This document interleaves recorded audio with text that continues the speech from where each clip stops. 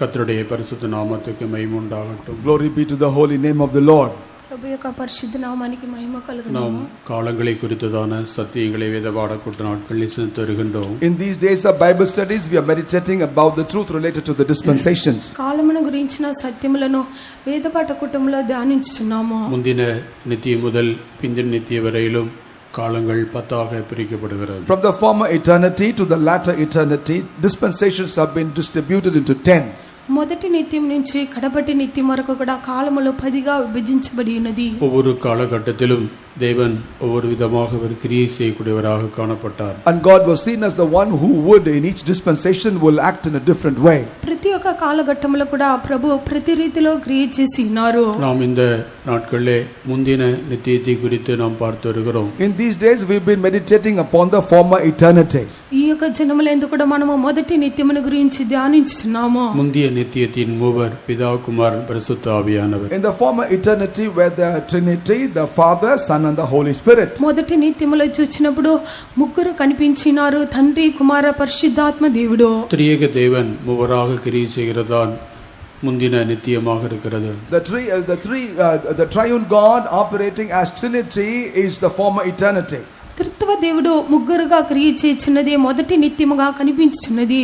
முந்தின நித்தியத்திலே பிதா குமாரன் பரிசுத்த ஆவியானவர் ஆகிய திரியேக தேவனை குறித்து நாம் காண்கிறோம். In the former eternity we see our God as the Father, Son and the Holy Spirit as triune God. మొదటి నిత్యములైతే తండ్రి కుమారుడు పరిశుద్ధాత్మ దేవుడు ముగ్గురిని గురించి మనము చూడగలము. முந்திய நித்தியத்தில் காணப்பட்டதான பிதா குமாரன் பரிசுத்த ஆவியானவரை குறித்து நாம் படித்து வருகிறோம். We have been studying about the Father, Son and the Holy Spirit seen in the former eternity. మొదటి నిత్యములో కనిపించిన తండ్రి కుమారుడు పరిశుద్ధాత్మ దేవుని గురించి ధ్యానించున్నాము. பிதா குமாரன் பரிசுத்த ஆவியான் என்று சொல்லப்படுகிற நம்முடைய திரியேக தேவன் அவர் மூன்று விதத்திலே கிரியை செய்கிற ஆழ்த்தத்துவம் உடையவராக காணப்படுகிறார். Our God called as the Father, Son and the Holy Spirit operate in 3 different personalities. తండ్రి కుమారుడు పరిశుద్ధాత్మ దేవుడు ముగ్గురుగా క్రియ చేసిన వారు ఆయన కూడా కనిపించున్నారు. இவர் மூவரும் ஒருவரானாலும் மூன்று ஆழ்த்தத்துவங்களிலே அவர் கிரியை செய்யக்கூடியவராக இருக்கிறார். Though all 3 are one, they are 3 different personalities operating in 3 distinct ways. వీరి ముగ్గురు ఒకరిగా ఉండినప్పుడు కూడా ముగ్గురు వ్యక్తిలో క్రియ చేయవారుగా కనిపించున్నారు. இந்த நாட்கள் பரிசுத்த ஆவியானவராகிய தேவன் கிரியை செய்கிற நாட்களிலே நாம் வாழ்ந்து வருகிறோம். We are living in the dispensation in which God the Holy Spirit is at work. ఈ యొక్క జనములని చెప్పినప్పుడు పరిశుద్ధాత్మ దేవుడు క్రియ చేయ దినములో జీవించుచున్నాము. பரிசுத்த ஆவியானவரே இன்றைக்கு பூமியிலே கிரியை செய்கிறவராக காணப்படுகிறார். The Holy Spirit of God is the one who is at work on the earth these days. పరిశుద్ధాత్మ దేవుడు నేడు భూమి మీద క్రియ చేయవారే ఉన్నారు. பிதாவும் குமாரனும் பரலோகத்தில் இருக்கிறார்கள். Father and the Son are in the heaven. తండ్రి కుమారుడు పరలోకమందు ఉన్నారు. ஆண்டவராய் இயேசு கிறிஸ்து இந்த பூமியிலே வந்து தம்முடைய வேலையை அவர் செய்து நிறைவேற்றி பரலோகத்திலே கடந்து போய் பிதாவின் வலது பாரிசத்திலே வீற்றிருக்கிறார். அங்கிருந்து அவர் பரிசுத்த ஆவியானவரை நமக்காக அனுப்பி தந்திருக்கிறார். Lord Jesus, having come to the world, finished his ministry on the earth and had been to the Father, he is now seated on the right hand of God the Father. From there only he had sent unto us the Holy Spirit of God who worked for us these days. ప్రభువైన యేసుక్రీస్తుని చూచినప్పుడు ఆయన యొక్క భూమి మీదకి వచ్చి తన యొక్క పరిచర్యను కూడా ఆయన తుదముట్టించి పరలోకమునకు ఆరోహణమై తండ్రి యొక్క కుడిపార్శ్వన ఉండి మన నిమిత్తముగా ఆదరణకర్త అయిన పరిశుద్ధాత్మను భూమి మీదకి పంపించి ఉన్నారు. இது பரிசுத்த ஆவியானவர் கிரியை செய்கிறதான ஒரு காலகட்டமாக இருக்கிறது. This therefore is a dispensation in which the Holy Spirit of God is at work. ఇది పరిశుద్ధాత్మ క్రియ చేసిన కాలఘట్టమే ఉన్నది. பரிசுத்த ஆவியானவருக்கு ஆலயமாக நாம் காணப்படுகிறோம். We are seen as the temple for the Holy Spirit of God. పరిశుద్ధాత్మకు మనము ఆలయముగా కనిపించున్నాము. இன்றைக்கு எருசலேமிலே ஒரு காலத்தில் தேவனுக்கு ஆலயம் காணப்பட்டது. Once upon a time in Jerusalem there was temple for God. ఒకానొక కాలంలో యెరూషలేములో దేవునికి దేవాలయము కనిపించినది. இன்றைக்கு எருசலேமில் தேவாலயம் இல்லை. Today there is no temple of God in Jerusalem. నేడైతే యెరూషలేములో దేవాలయము లేదు. இன்றைக்கு தேவ ஆவியானவருக்கு ஆலயமாக ஒவ்வொரு மனுஷர்களுமே காணப்படுகிறார்கள். And therefore today as temple for the Spirit of God every man is seen. నేడైతే ఆత్మీయ దేవునికి దేవుని యొక్క ఆలయముగా ప్రతి ఒక్క మనుషులు కనిపించున్నారు. நாமே பரிசுத்த ஆவியானுடைய ஆலயமாக காணப்படுகிறோம். We are the temple of the Holy Spirit of God. మనమే పరిశుద్ధాత్మకు ఆలయముగా కనిపించున్నాము. பரிசுத்த ஆவியான் நமக்குள் வந்து வாசம் பண்ணுகிறார். The Holy Spirit of God dwelleth in us. పరిశుద్ధాత్మ మనలోనికి వచ్చి నివాసము చేయుచున్నారు. பரிசுத்த ஆவியான் நமக்குள் என்ன வேலையை செய்கிறார்? What the Holy Spirit of God do in us? పరిశుద్ధాత్మ మనలో ఏక పనిని చేయించున్నారు. கிறிஸ்துவுக்கு ஏற்றதான மனவாட்டியாக நம்மை மாற்றக்கூடியதான வேலைதான் அவர் நமக்குள் செய்கிற பிரதானமான வேலையாக இருக்கிறது. The chiefest of all the work that it does in us is to make us the bride meet unto Christ. క్రీస్తుకు తగిన పెళ్లి కుమార్తెగా మనల్ని మార్చుచున్నది ఆయన మనలో చేయుచున్న ప్రధానమైన పని అయినది. கிறிஸ்துவுக்கு ஏற்றதான ஒரு மனவாட்டியை தேவனுடைய சபையில் ஆயத்தப்படுத்துவதே ஆவியானவருடைய பிரதானமான வேலையாக இருக்கிறது. The chiefest work of the Holy Spirit of God is to prepare a bride within the church meet for Christ. క్రీస్తుకు తగిన పెళ్లి కుమార్తెగా సంఘమును సిద్ధపరచుటయే ఆత్మీయ దేవుని యొక్క ప్రధానమైన పని అయినది. பரிசுத்த ஆவியானவர் நமக்குள்ளே கடந்து வந்து நம்மை கிறிஸ்துவுக்கு ஏற்றதான மனவாட்டியாக மாற்றுகிற அந்த வேலையை அவர் நமக்குள் செய்கிறபடினால் நாம் அதற்காக நம்மை ஒப்புக் கொடுக்க வேண்டியவர்களாக இருக்கிறோம். And because the Holy Spirit of God come into us and do his work in the work of preparing us to be a bride meet for Christ, we need to surrender ourselves for the work to be completed. పరిశుద్ధాత్మ మనలోనికి వచ్చి మనలను క్రీస్తుకు తగిన పెళ్లి కుమార్తెగా చేయించిన ఆ యొక్క పనికి మనను అప్పగించుకొనవలెను. நாம் ஒருவராகிலும் கிறிஸ்துவுக்கு ஏற்றதான மனவாட்டியாக நம்மை ஆயத்தப்படுத்திக் கொள்ள முடியாது. None of us by our own self will be able to prepare ourselves as a bride meet for Christ. మనం ఎవరము కూడా క్రీస్తుకు తగిన పెళ్లి కుమార్తెగా మారడానికి మనల్ని సిద్ధపరచుకొనలేము. ஒரு மனவாட்டி தன்னைத்தானே ஆயத்தப்படுத்திக் கொள்ளுகிறதில்லை. A bride do not prepare her own self. ఒక పెళ్లి కుమార్తె అని చెప్పినప్పుడు ఆమె తన్ను తాను సిద్ధపరచుకొనటలేదు. தன்னை ஆயத்தப்படுத்தும்படி ஆவியானவருக்கு ஒப்புக் கொடுக்க வேண்டியவளாக இருக்கிறார். And she is supposed to yield herself unto the Spirit of God so that she may be made ready. ఆమె సిద్ధపరచుకొనడానికి ఆత్మీయ దేవునికి సమర్పించుకొనవలెను. பரிசுத்த ஆவியானவரே நமக்குள் அந்த வேலையை அவர் செய்கிறவராக இருக்கிறார். The Holy Spirit of God one is the one who does that work in us. పరిశుద్ధాత్మ దేవుడు ఆ క్రియను మనలో చేయుచున్నారు. அவர் அவரிடத்திலே நாம் எந்த அளவுக்கு நாம் ஒப்புக் கொடுக்கிறோமோ அந்த அளவுக்கு அவர் நமக்குள்ளே கிரியை செய்து நம்முடைய ஜீவியத்தை அவர் மாற்றுகிறார். To the extent to which we surrender ourselves unto him, to that extent he work in us and he prepares our life. ఎంతగా మనము ఆయన చేతిలో అప్పగించుకొనిచున్నామో అంతగానో ఆ క్రియను మనలో ఆయన చేసి నెరవేర్చువారే ఉన్నారు. இந்த நாட்களிலே நாம் தேவனுடைய ஆவியானவர் நம்மோடு கூட அதற்காக இடைப்படுகிற வேளையிலே நாம் அவருக்கு நாம் இடம் கொடுக்க வேண்டியவர்களாக அவருக்கு ஒப்பு கொடுக்க வேண்டியவர்களாக நாம் காணப்படுகிறோம். And therefore this is the dispensation in which the Holy Spirit of God is working in us, but we are therefore in a place where we surrender so that he does his work in us. ఈ యొక్క సమయంలో కూడా ఆత్మీయ దేవుడు మనకు క్రియ చేయడానికి ఆయన కోరినప్పుడు దానికి మనం చోటిచ్చే వారంగా సమర్పించుకునే వారంగా ఉండవలెను. நாம் கடந்த வாரத்திலே பிதா குமாரன் பரிசுத்த ஆவியானவராகிய இந்த திரியேக தேவனுக்குள்ளே பொதுவாக காணப்படுவதான சில அம்சங்களை குறித்து நாம் பார்த்தோம். In the past week we meditated about God the Father, Son and the Holy Spirit and certain characters that are commonly seen amongst the three. మనమైతే గత వారంలో కూడా తండ్రి కుమారుడు పరిశుద్ధాత్మ దేవునిలో సమష్టిగా కనిపించుచున్న కొన్ని కార్యములను గురించి ధ్యానించినాము. அவர் முதலாவதாக நித்தியமானவர் என்று நாம் பார்த்தோம். First and the foremost we consider that he is eternal. మొట్టమొదటిగా ఆయనను చూచినప్పుడు నిత్యుడొక దేవుడని చూచినాము. பிதா நித்தியமானவர், குமாரன் நித்தியமானவர், பரிசுத்த ஆவியானவரும் நித்தியமானவர் என்று நாம் சில வேத வசனங்கள் மூலமாக படித்தோம். With the help of certain scriptural references we study that God the Father is eternal, so is the Son and also the Holy Spirit eternal. తండ్రి నిత్యుడొక దేవుడు, కుమారుడు నిత్యుడొక దేవుడు, పరిశుద్ధాత్మ కూడా నిత్యుడొక దేవుడని మనం నేర్చుకుని ఉన్నాము. இரண்டாவதாக அவர் எல்லாம் வல்லவர், பிதாவும் குமாரனும் பரிசுத்த ஆவியானவரும் எல்லாம் வல்லவர் என்று நாம் படித்தோம். And also subsequently we studied that God the Father, Son and the Holy Spirit are all powerful.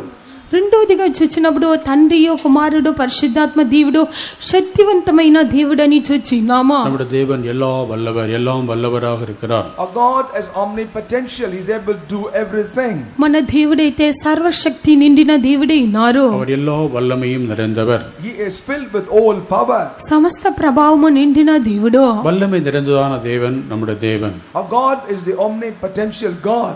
శక్తివంతమైన దేవుడు మన దేవుడే ఉన్నారు. மூன்றாவதாக அவர் நாம் எல்லாம் அறிந்தவர் என்று நாம் இப்பொழுது பார்க்க போகிறோம். And thirdly, today we will consider that he knows all as omniscient. మూడోదిగా ఇప్పుడైతే మనం చూడబోచున్నామో సమస్తమును ఎరిగిన వారు. நம்முடைய தேவன் எல்லாம் அறிந்ததான தேவன். Our God is the one who knows all. మన దేవుడు సమస్తమును ఎరిగిన దేవుడు. அவர் அறியாத விஷயம், அவருக்கு தெரியாத காரியம் என்று ஒன்றுமே இல்லை. There is nothing that he is not aware or he does not know.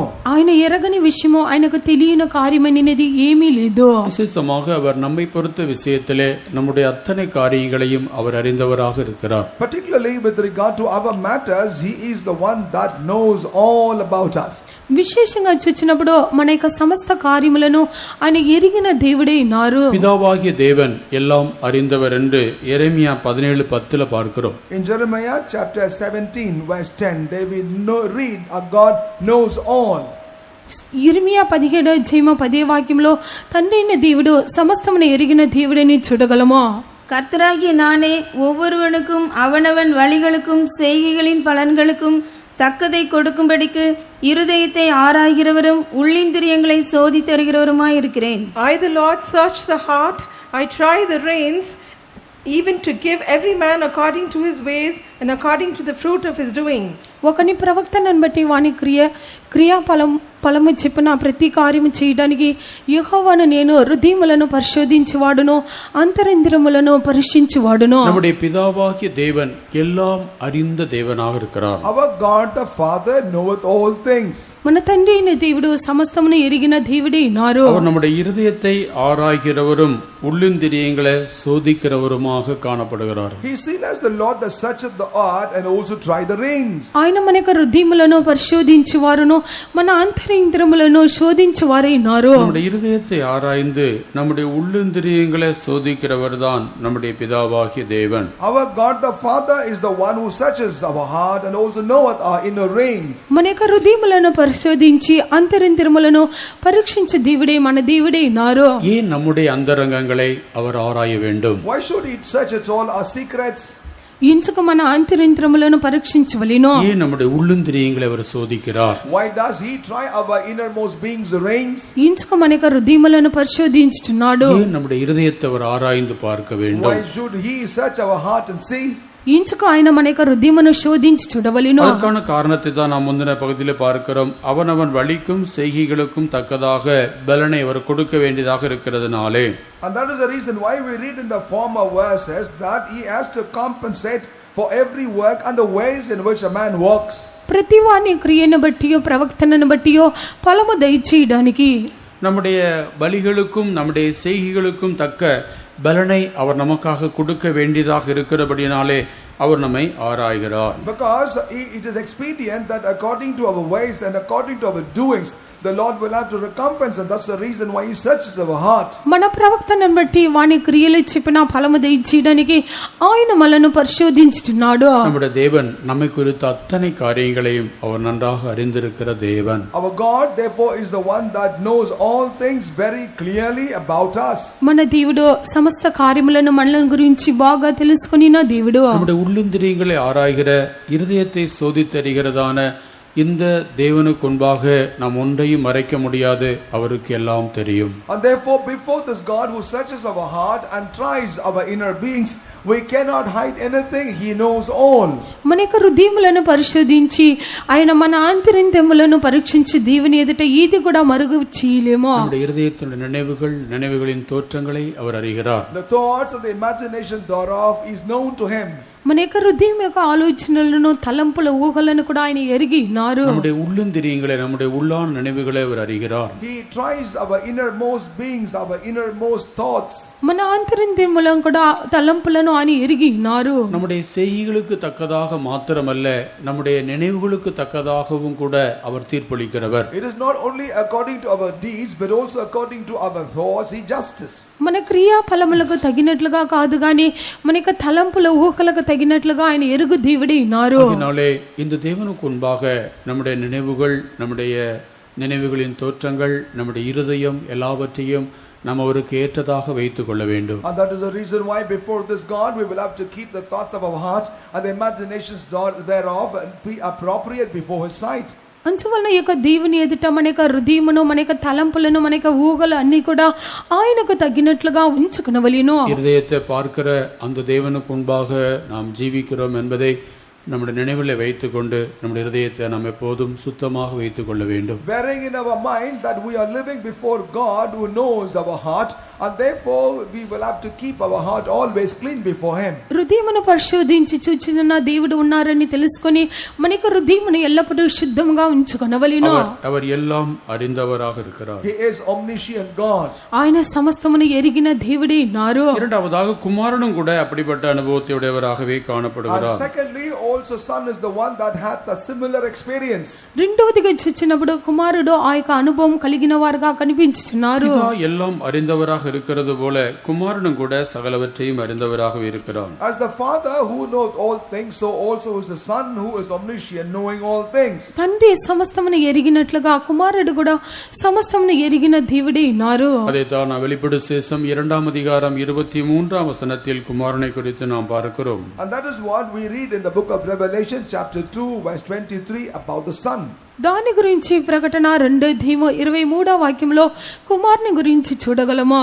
அவளுடைய பிள்ளைகளையும் கொல்லவே கொல்லுவேன், அப்பொழுது நானே உள்ளிந்திரியங்களையும் இருதயங்களையும் ஆராய்கிறவர் என்று எல்லா சபைகளும் அறிந்து கொள்ளும், அன்றியும் உங்களில் ஒவ்வொருவனுக்கும் உங்கள் கிரியைகளின்படியே பலனளிப்பேன். All the churches shall know that I am He which searcheth the reins and hearts, and I will give unto every one of you according to your works.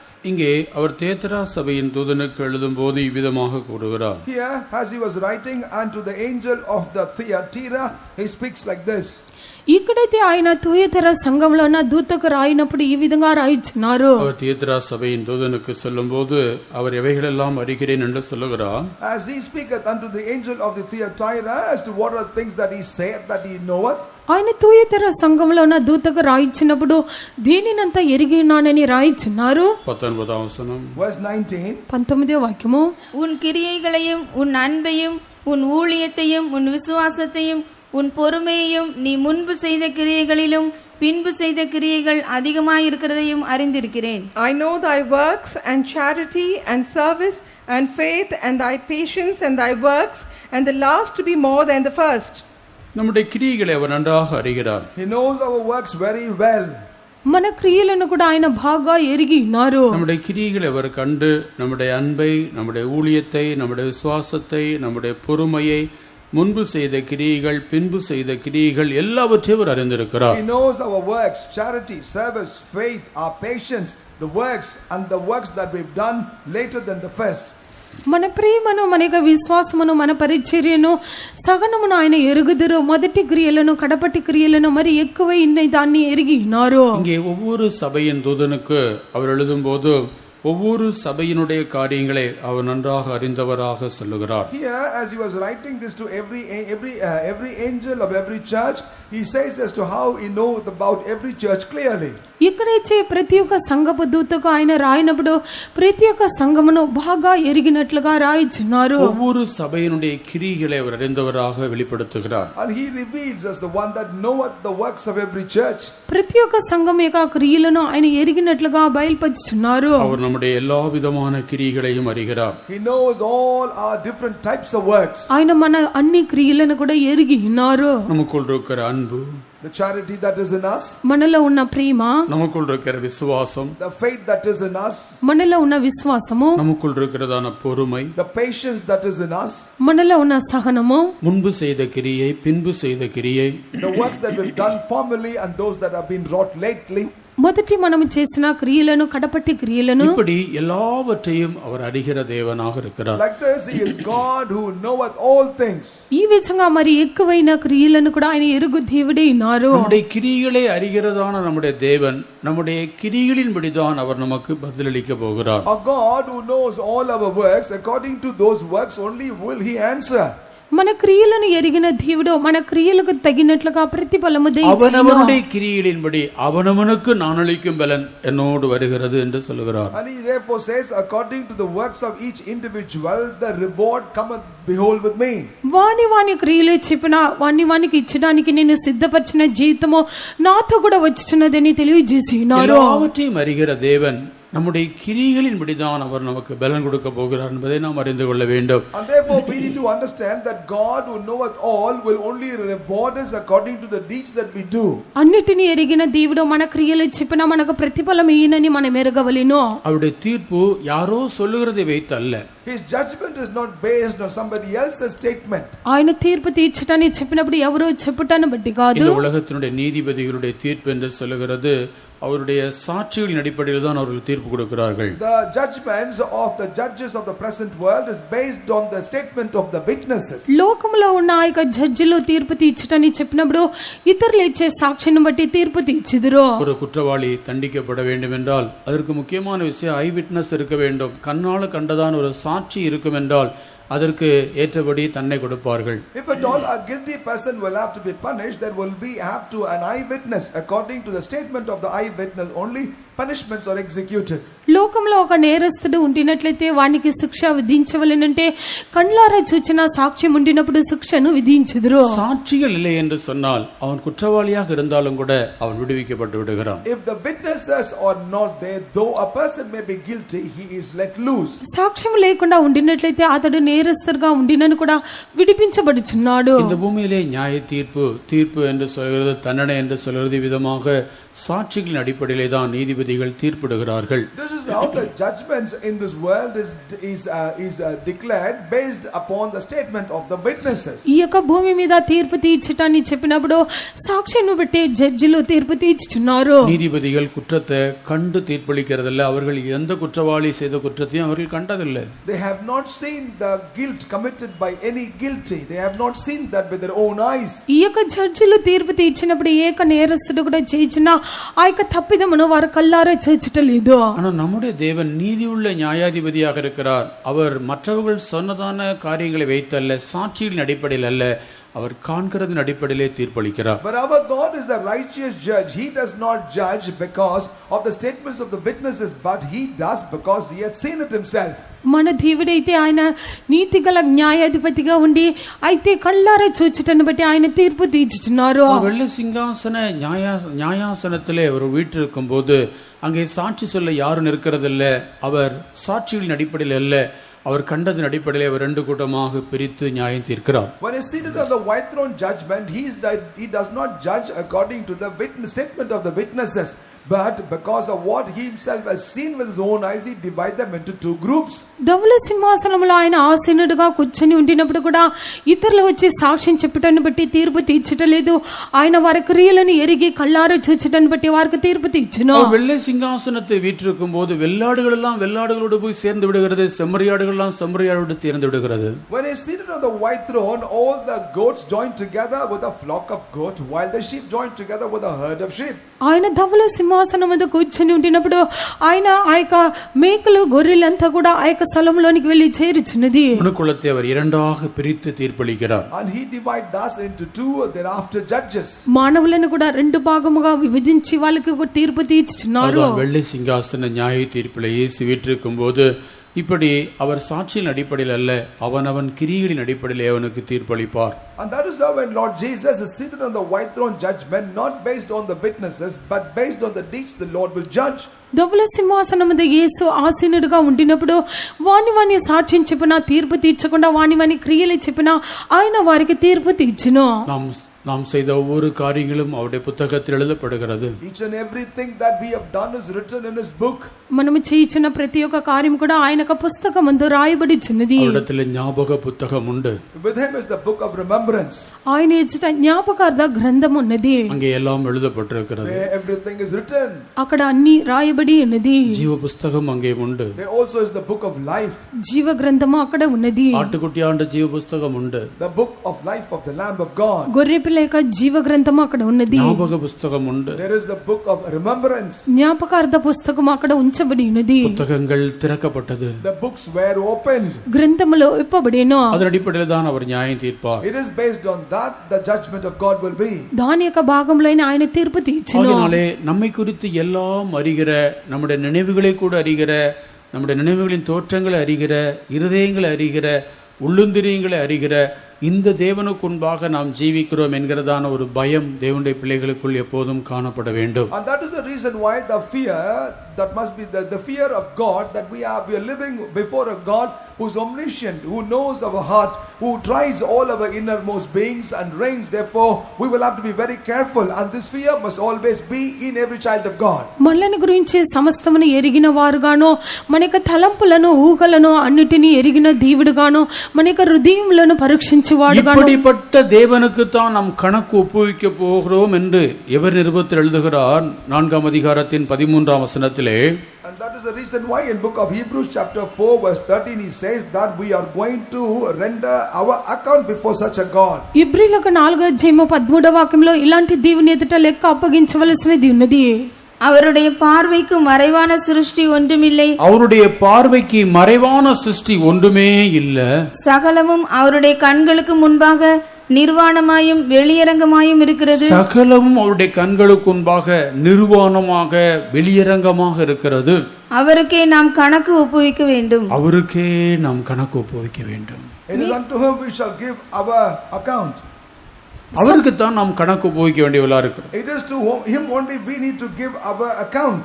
మనము ఆయనకు లెక్క చెప్పవలసిన వారే ఉన్నామా? அவருடைய பார்வைக்கு மறைவான சிருஷ்டி ஒன்றுமே இல்லை. எல்லா சிருஷ்டிகளையும் அவருடைய கண்கள் காண்கிறது. There is no creature hidden before his eyes, for everything is manifest in his sight. ఆయన దృష్టికి కనబడిన సృష్టి ఏదీ లేదు, సమస్తమును ఆయన చూచుచున్నారు. சகலம் அவருடைய கண்களுக்கு முன்பாக நிர்வாணமாய் வெளியரங்கமாக இருக்கிறது. Behold, all things are naked and open unto his eyes. అన్నీ కూడా ఆయన దృష్టికి స్పష్టముగానే ఏది మరుగు లేకుండా కనిపించుచున్నది. அவருக்கு மறைவானது என்று சொல்லுகிறது ஒன்றுமே இல்லை. There is nothing hidden for him. ఆయనకు మరుగైనదేని చెప్పడానికి ఏదీ లేదు. அவருக்கு தான் நாம் கணக்கு ஒப்புவிக்க வேண்டும். It is to him we will have to do. ఆయనకి మనము లెక్క అప్పగించుకొనవలెను. ஆகினால்தான் 139ஆம் சங்கீதத்திலே இந்த அறிவை அடைந்து கொண்டதான சங்கீதக்காரன் சொல்றார், அவருடைய பார்வைக்கு மறைவாக நான் எங்கே ஓடுவேன். And that is the reason why in Psalm 139 the psalmist who obtained this knowledge says as to where shall I run from his eyes. 139వ కీర్తనలో చూచినప్పుడు కీర్తనకర్త ఈ యొక్క తెలివిని పొంది ఆయన దృష్టికి నేను మరుగుగా ఎక్కడికి పరిగెత్తుదును. அவர் சகலவற்றையும் அறிந்திருக்கிற தேவனாக இருக்கிறார். He is God that hath known all things. ఆయన సమస్తమును ఎరిగిన దేవుడే ఉన్నారు. நம்முடைய ஆவிக்கு மறைவாக நான் எங்கே போவேன்? Where shall I go from thy spirit? నీ యొక్క ఆత్మకు మరుగుగా నేను ఎక్కడికి వెళ్ళుదును? உம்முடைய சமூகத்தை விட்டு நான் எங்கே ஓடுவேன்? And where shall I run from thy presence? నీ యొక్క సన్నిధిని విడిచి నేను ఎక్కడికి వెళ్ళుదును? வானத்துக்கு நான் ஏறி போனால் நீ அங்கேயும் இருக்கிறீர். If I ascend up into heaven, thou art there. నేను ఆకాశమునకు ఎక్కినాను, నీవు అక్కడనే ఉన్నావు. வானத்திலே தான் இருக்கிறீர் என்று சொல்லி நான் பாதாளத்திலே போய் படுக்கை போட்டால் நீர் அங்கேயும் இருக்கிறீர். Thinking you are in heaven, if I go down to hell and put my bed there, thou art there also. మీరు ఆకాశంలో ఉన్నారని చెప్పి నేను పాతాళములో పండుకొనినను, నీవు అక్కడనే ఉన్నావు. வானத்திலே நீர் இருக்கிறீர், பாதாளத்திலே இருக்கிறீர். அப்படி என்றால் சமுத்திர தண்டிலே ஓடி போவோம் என்று சொன்னால், விடிய காலத்தின் சட்டை எடுத்துக்கொண்டு சமுத்திரத்தின் கடையாந்திரங்களை போய் தங்கினாலும் அங்கேயும் உமது கை என்னை நடத்தும், உம்முடைய வலதுகரம் அங்கே என்னை பிடித்து விடும். Since you are in heaven as well as in the hell, therefore I take the wings of the morning and go to the uttermost parts of the sea. Even there thy hand shall lead me, and thy right hand shall hold me. నేను వేగవాన్ని లేచి రెక్కలను కట్టుకొని సముద్ర దిగంతములో నివసించినను, అక్కడను నీ చెయ్యి నన్ను నడిపించెను, నీ కుడి చెయ్యి నన్ను పట్టుకొనును. ஆகினாலே 6ஆம் வசனத்தில் சொல்றார், இந்த அறிவு எனக்கு மிகுந்த ஆச்சரியம், எனக்கு எட்டாத உயரமாக இருக்கிறது என்று சொல்கிறார். And that is the reason why in verse 6 he confesses, such knowledge is too wonderful for me. It is high, I cannot attain unto it. అందువలన 6వ వాక్యంలో తెలియజేస్తున్నారు, ఇట్టి తెలివి నాకు మించినది, అది అగోచరం, అది నాకు అందదు. நீர் என்னை ஆராய்ந்து அறிகிறீர். Thou art searches me. నువ్వు పరిశోధించి తెలుసుకొనిచున్నావు. நான் எங்க உட்காருன்னு நமக்கு தெரியும். And you know, thou art know what where I sit at. నేను ఎక్కడ కూర్చున్నానో అక్కడ అది నీకు తెలియను. நான் எங்க எழுந்திருக்கிறேன்னு நமக்கு தெரிகிறது. Thou art knoweth as to where do I stand up. నేను ఎక్కడ నుండి లేచుచున్నానో నీకు తెలియను. நான் என்ன நினைக்கிறேன் என்று நீ தூரத்திலிருந்து அறிந்து கொள்கிறீர். And thou art knoweth from far as to what I think. నాకు తలంపు పుట్టక మునిపే నా మనసుని నీవు గ్రహించుచుందువు. நடந்தாலும் நான் படுத்தாலும் என்ன சூழ்ந்திருக்கிறேன். Whether I walk, I lie down, thy compasseth me. నా నడకను నా పడకను నీవు పరిశీలించి ఇచ్చున్నావు. என்னுடைய வழிகளெல்லாம் உமக்கு தெரியும். நான் எங்கே போகிறேன் உமக்கு தெரியும். நான் எங்கே வருகிறேன் உமக்கு தெரியும். Thou art hath acquainted with all my ways. Where do I go? Thou knowest. నా చర్యలన్నిటిని నీవు బాగా తెలుసుకుందువు. నేను ఎక్కడికి వెళ్ళేదనో ఎక్కడికి వచ్చేదనో. என் நாவின் சொல் பிறவாதிருப்பதற்கு முன்பாக நான் பேசுவதற்கு முன்பாகவே நீர் அதை என்ன பேச போகிறேன் என்று கண்டுபிடித்து விடுகிறீர். Even before a word comes out of my tongue, lo, O Lord, thou knowest it altogether. నా నాలుకకు మాట రాకమునిపే అది నీకు పూర్తిగా తెలిసి ఉన్నది. இந்த அறிவு எனக்கு ஆச்சரியம், எனக்கு எட்டாத உயரமாக இருக்கிறது என்று இங்கே சங்கீதக்காரன் சொல்லுகிறான். And that's why here the psalmist confessed, such knowledge is too wonderful for me, it is too high. ఇట్టి తెలివి నాకు మించినది, అది అగోచరము, అది నాకు అందదని కీర్తనకర్త తెలియజేయుచున్నాడు. பிதாவாகிய தேவன் எல்லாம் அறிந்திருக்கிறது போல குமாரனாகிய கிறிஸ்துவும் எல்லாம் அறிந்திருக்கிறார். Like God the Father is omniscient, even Son Lord Jesus is omniscient that knoweth all things. తండ్రి దేవుడు సమస్తమును ఎరిగినట్లుగా కుమారుడైన క్రీస్తు కూడా సమస్తమును ఆయన ఎరిగి ఉన్నాడు. 1 கொரிந்தியர் 2ஆம் அதிகாரம் 11ஆம் வசனத்திலே ஆவியானவரும் அவையெல்லாம் அறிந்திருக்கிறார். In 1 Corinthians chapter 2 verse 11, there we read even Spirit of God knows all. మొదటి కొరింథీయులకు 2:11 వాక్యంలో ఆత్మీయ దేవుడు వాటన్నిటిని ఎరిగి ఉన్నారు. மனுஷனிலுள்ள ஆவியை அன்றி மனுஷரில் எவன் மனுஷனுக்குரியவைகளை அறிவான்? அப்படி போல தேவனுடைய ஆவியை அன்றி ஒருவனும் தேவனுக்குரியவைகளை அறிய மாட்டான். What man knoweth the things of a man, save the spirit of man which is in him? Even so the things of God knoweth no man but the Spirit of God. தேவனுடைய ஆவியானவரும் கூட எல்லாவற்றையும் அறிகிறவராகவே இருக்கிறார். The Spirit of God also knoweth all things. ఆత్మీయ దేవుడు సమస్తమును ఎరుగు దేవుడే ఉన్నారు. அவருடைய ஆவிக்கு மறைவாக நாம் எங்கும் போய்விட முடியாது. And therefore we can nowhere go from his spirit. ఆయన ఆత్మకు మరుగుగా మనం ఎక్కడికి వెళ్ళలేము. பரிசுத்த ஆவியானவரும் கூட சகலவற்றையும் அறிகிறவராகவே இருக்கிறார். The Holy Spirit of God thus also is the one that knoweth all things. పరిశుద్ధాత్మ దేవుడు కూడా సమస్తమును ఎరుగు దేవుడే ఉన్నారు. ஆம், நம்முடைய தேவன் சகலவற்றையும் அறிந்திருக்கிறதான தேவன். Yes, our God is the one who knoweth all things. అవును, మన దేవుడు సమస్తమును ఎరిగిన దేవుడు. பரிசுத்த ஆவியானவராகிய தேவன் எல்லாம் அறிகிறவராக இருக்கிறார். The Holy Spirit of God is the one who knoweth all things. పరిశుద్ధాత్మ దేవుడు సమస్తమును ఎరిగిన దేవుడే ఉన్నారు. ரோமர் 8:27. Romans chapter 8 verse 27. రోమీయులకు 8:27 వాక్యము. ஆவியானவர் தேவனுடைய சித்தத்தின்படியே பரிசுத்தவான்களுக்காக வேண்டுதல் செய்கிறபடியால் இருதயங்களை ஆராய்ந்து பார்க்கிறவர் ஆவியின் சிந்தை இன்னதென்று அறிவார். He that searcheth the hearts knoweth what is the mind of the Spirit, because he maketh intercession for the saints according to the will of God. ஆவியானவர் நம்மை அறிந்து கொள்கிறார். The Holy Spirit of God also knows us. ఆత్మీయ దేవుడు మనల్ని తెలుసుకొనిచున్నారు. அவர் நம்மை எப்படி அறிகிறாரா? How does he knows us? ఆయన ఈ విధంగా మనల్ని ఎరుగుచున్నారు. அவர் நமக்காக வேண்டுதல் செய்கிறபடினாலே, And because he intercedes for us. మన నిమిత్తముగా ఆయన విజ్ఞాపన చేయటను బట్టి இருதயங்களை ஆராய்ந்து பார்க்கிறவரும் ஆவியின் சன்னதி என்று அறிகிறவருமாக இருக்கிறார். For he searches the hearts, knoweth what is in the mind of the Spirit. హృదయములను పరిశోధించువాడును ఆత్మ మనసు ఎట్టిదో ఎరుగువారై ఉన్నారు. அவர் நம்முடைய இருதயங்களை ஆராய்கிறவர். He searcheth our hearts. ఆయన మన యొక్క హృదయమును పరిశోధించువారు. நம்முடைய ஆவியின் சிந்தை என்னதென்று அவர் அறிந்து கொள்கிறார். And he also knoweth as to what is the mind of our spirit. మన ఆత్మ మనసు ఎట్టిదో ఆయన ఎరుగును. ஆம், நம்முடைய தேவன் எல்லாவற்றையும் அறிகிறதான தேவனாக இருக்கிறார். Yes, our God thus is the one who knoweth all things. అవును, మన దేవుడు సమస్తమును ఎరిగిన దేవుడే ఉన్నారు. ஆகினால்தான் நம்மை குறித்து சாட்சியிடுகிறவர் மூவர் என்று And சொல்லப்பட்டிருக்கிறது. that is the reason why it is mentioned that the three or the one that testify about us. అందువల్ల మనల్ని గురించి సాక్ష్యం చెప్పువారు ముగ్గురని తెలియజేయుడిను. நம்முடைய தேவன் நம்மை குறித்து சாட்சியிடுகிறவராக இருக்கிறார். Our God is the one who testifieth about us. మన దేవుడు మనల్ని గురించి సాక్ష్యం పలుకువారై ఉన్నారు. பிதா குமாரன் பரிசுத்த ஆவியானவராகிய தேவன் நம்மை குறித்து சாட்சியிடுகிறவர். God the Father, Son and the Holy Spirit, God the one that testify about us. తండ్రి కుమార పరిశుద్ధాత్మ దేవుడు మనల్ని గురించి సాక్ష్యము పలుకు దేవుడే ఉన్నారు. அவருடைய சாட்சியின் அடிப்படையில் தான் நமக்கு தீர்ப்பு உண்டாக போகிறது. And it is only based on his witness only we will have our judgment. ఆయన యొక్క సాక్ష్యంను బట్టి మనకు తీర్పు కలగబోచున్నది. ஆம், ஒரு காரியம் தீர்ப்பளிக்கப்பட வேண்டும் என்றால் 2-3 சாட்சிகளினாலே தான் அது உறுதிப்படுத்தப்படுகிறது. If at all a judge will have to be declared, it is established only with the help of 2 or 3 witnesses. ఒక కార్యమునకు తీర్పు ఇవ్వాలంటే 2-3 సాక్ష్యములను అది స్థిరపరచబడును. நம்மை பொறுத்தான விஷயத்திலே சாட்சியிடும்படியாக மூவர் இருக்கிறார்கள். As far as our concern is, there are 3 that testify about us. మనల్ని గురించిన విషయమందు కూడా సాక్ష్యము పలకడానికి ముగ్గురు కలరు. அவர்கள் தான் பிதா குமாரன் பரிசுத்த ஆவியானவர். And those are the Father, Son and the Holy Holy Spirit. వారైతే తండ్రి కుమార పరిశుద్ధాత్మ దేవులు. இந்த திரியேக தேவன் எல்லாவற்றையும் அறிந்திருக்கிறபடினாலே அவருடைய சாட்சியின் அடிப்படையிலே நமக்கு நியாய தீர்ப்பு உண்டாகும். And because this triune God knows everything, based on his witness we will be judged. ఈ యొక్క త్రిత్వ దేవుడు సమస్తమును ఎరుగుటను బట్టి ఆయన యొక్క సాక్షిని బట్టి మనకు తీర్పు కలుగును. அதன் அடிப்படையிலே தான் நமக்கு நித்தியமும் ஸ்தாபிக்கப்படும். It is only based on that our eternity also will be established. దాని యొక్క అడుగు భాగంలోనే నిత్యము మన కొరకు స్థాపించబడును. அதனாலே இந்த திரியேக தேவன் எல்லாவற்றையும் அறிந்தவராக இருக்கிறார். And that is the reason why this triune God hath known all things. అందువల్ల ఈ యొక్క త్రిత్వ దేవుడు సమస్తమును ఎరిగిన దేవుడే ఉన్నారు. நான்காவதாக இந்த திரியேக தேவன் எங்கும் உள்ளவர், அவர் எங்கும் வியாபித்திருக்கிறார். அல்லேலூயா. Hallelujah. அவர் இந்த இடத்திலும் கூட வியாபித்திருக்கிறார். And fourthly, this God is omnipresent. He is there everywhere, and even right now he is with us here.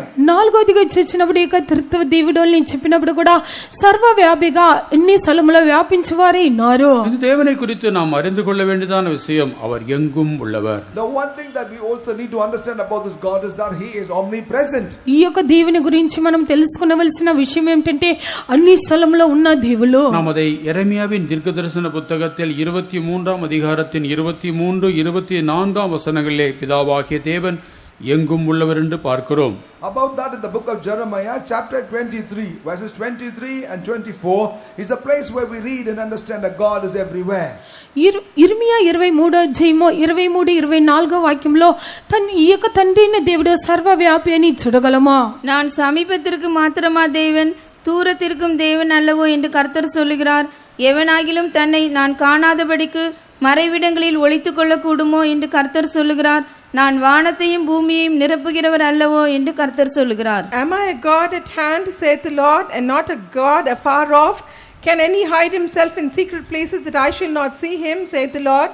Do not I fill heaven and earth, saith the Lord? நான் வானத்தையும் பூமியும் நிரப்புகிறவர் அல்லவோ என்று கர்த்தர் சொல்லுகிறார். Do not I fill heaven and earth, saith the Lord. నేను భూమి ఆకాశం అంతటను ఉన్నవాడు కానని ఇది యెహోవా వాక్కు. அவர் சமீபத்துக்கு மாத்திரமல்ல, தூரத்துக்கும் தேவனாக இருக்கிறார். He is not only God for nigh but also God afar off.